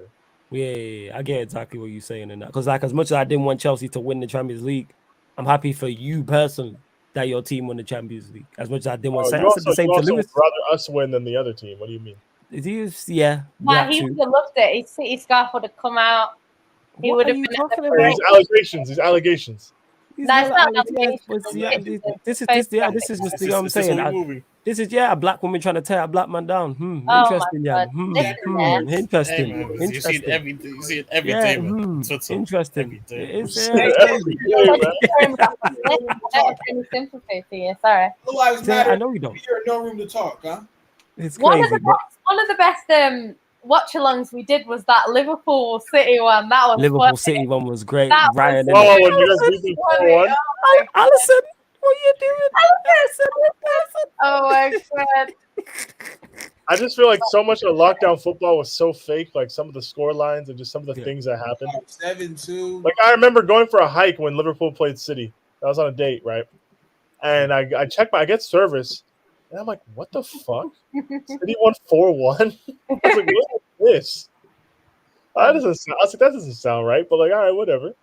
That's hilarious. Like, I was watching the clip. Jan, you was on it as well as the watch along after. It was the time when Chelsea got beat 5 by, what was it, West Brom? Yeah, it was West Brom, innit? And I was just cracking 5 jokes. I was just cracking 5 jokes the entire time. My favorite quarantine stream was the RB Leipzig Man United game when they knocked onto the Europa League. The reactions that I saw on the day, oh my days, like everybody was actually fuming. Out! Yeah, that was peak times, and that is like, shut up.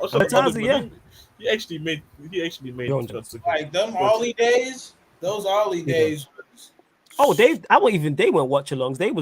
The watch-alongs were side dogs. Like, what we talking about today? That's what I wasn't watching. I was reading. I'm going back and forth with the comments like it's a Q&A. It's an afterthought at that point. And that's one thing I will say. Back to Peter, and this adds into Peter's point as well. Because I didn't have an international team in the tournament I'm back, and I really enjoyed them watch-alongs. But it's because the stakes were so high, though.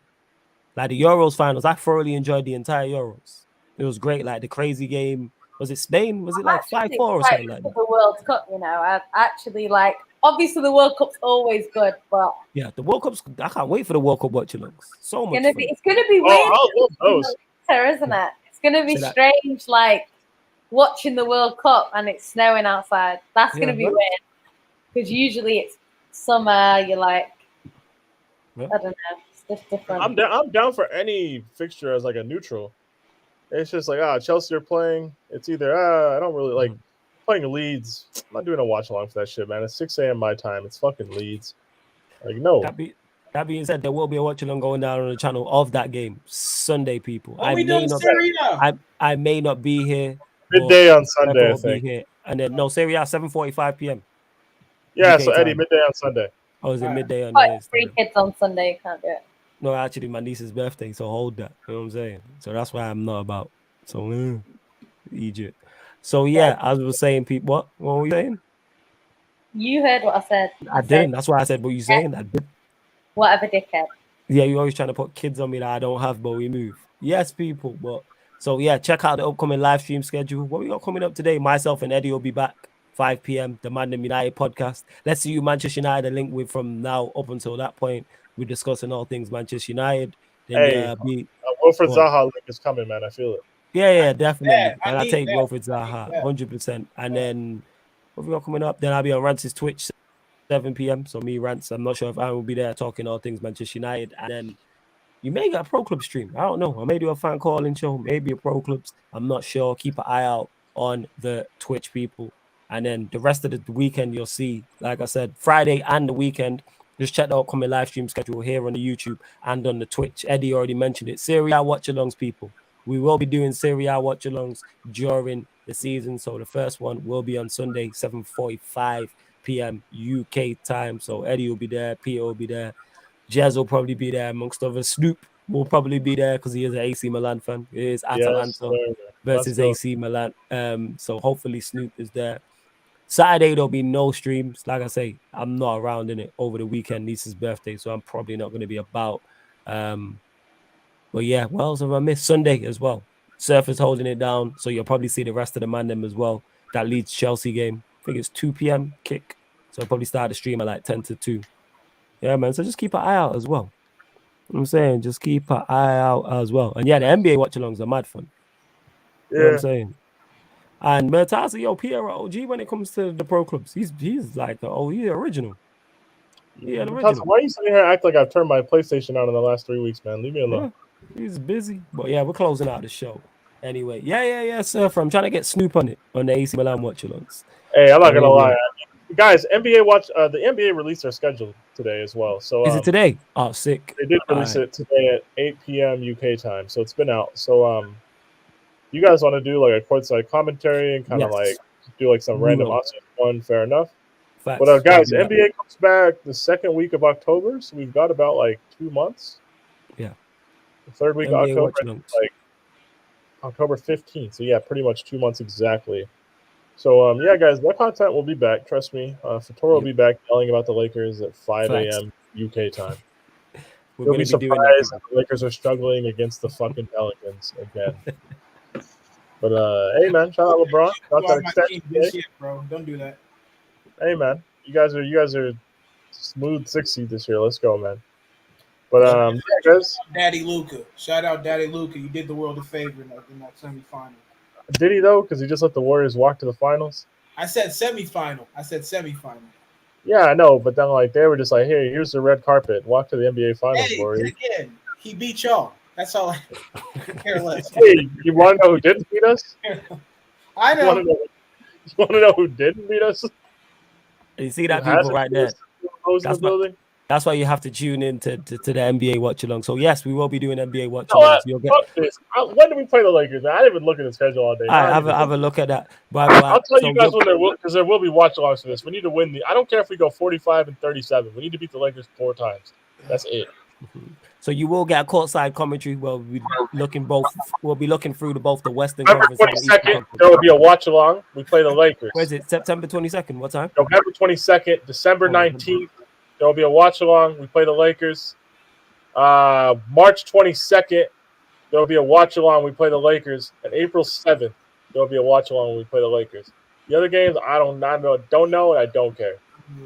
That's it. Yeah, people. So you're gonna get you will get those people because for those that don't know about NBA watch alongs, we do some of the games in the regular season. Like we'll just pick teams and we'll do regular throughout the entire regular season. Then you'll get the play-ins, then you'll get the playoffs, and then the conference finals, and then the finals. That's where you'll get people. But love to everyone who has locked in. I'm going to close out the show because it's been a long Q&A. Yo, Jez, anything you want to add before we leave the stream? Can't wait, man. Football, honestly. I love actually talking football again. Basketball sketches are out. Can't wait for basketball streams, bro. Like, yo, them basketball streams, they're going to be fire again. And obviously, don't forget, people, Serie A watch along, bro. You're going to be cooking AC Milan if they drop points. You want to be there, man. You want to be there. You do want to be there. Welcome by obviously returning Yan City. Anything you want to add before we close out the stream? Nah, big up Man City in it. Best team in the land and all the world. Yeah. Well, European Cup. Peter, anything you want to add? Thanks, man. Take that back, you little shit. Take back what? Stay in facts. Yeah. Hold that. Yeah, you're right. You're right.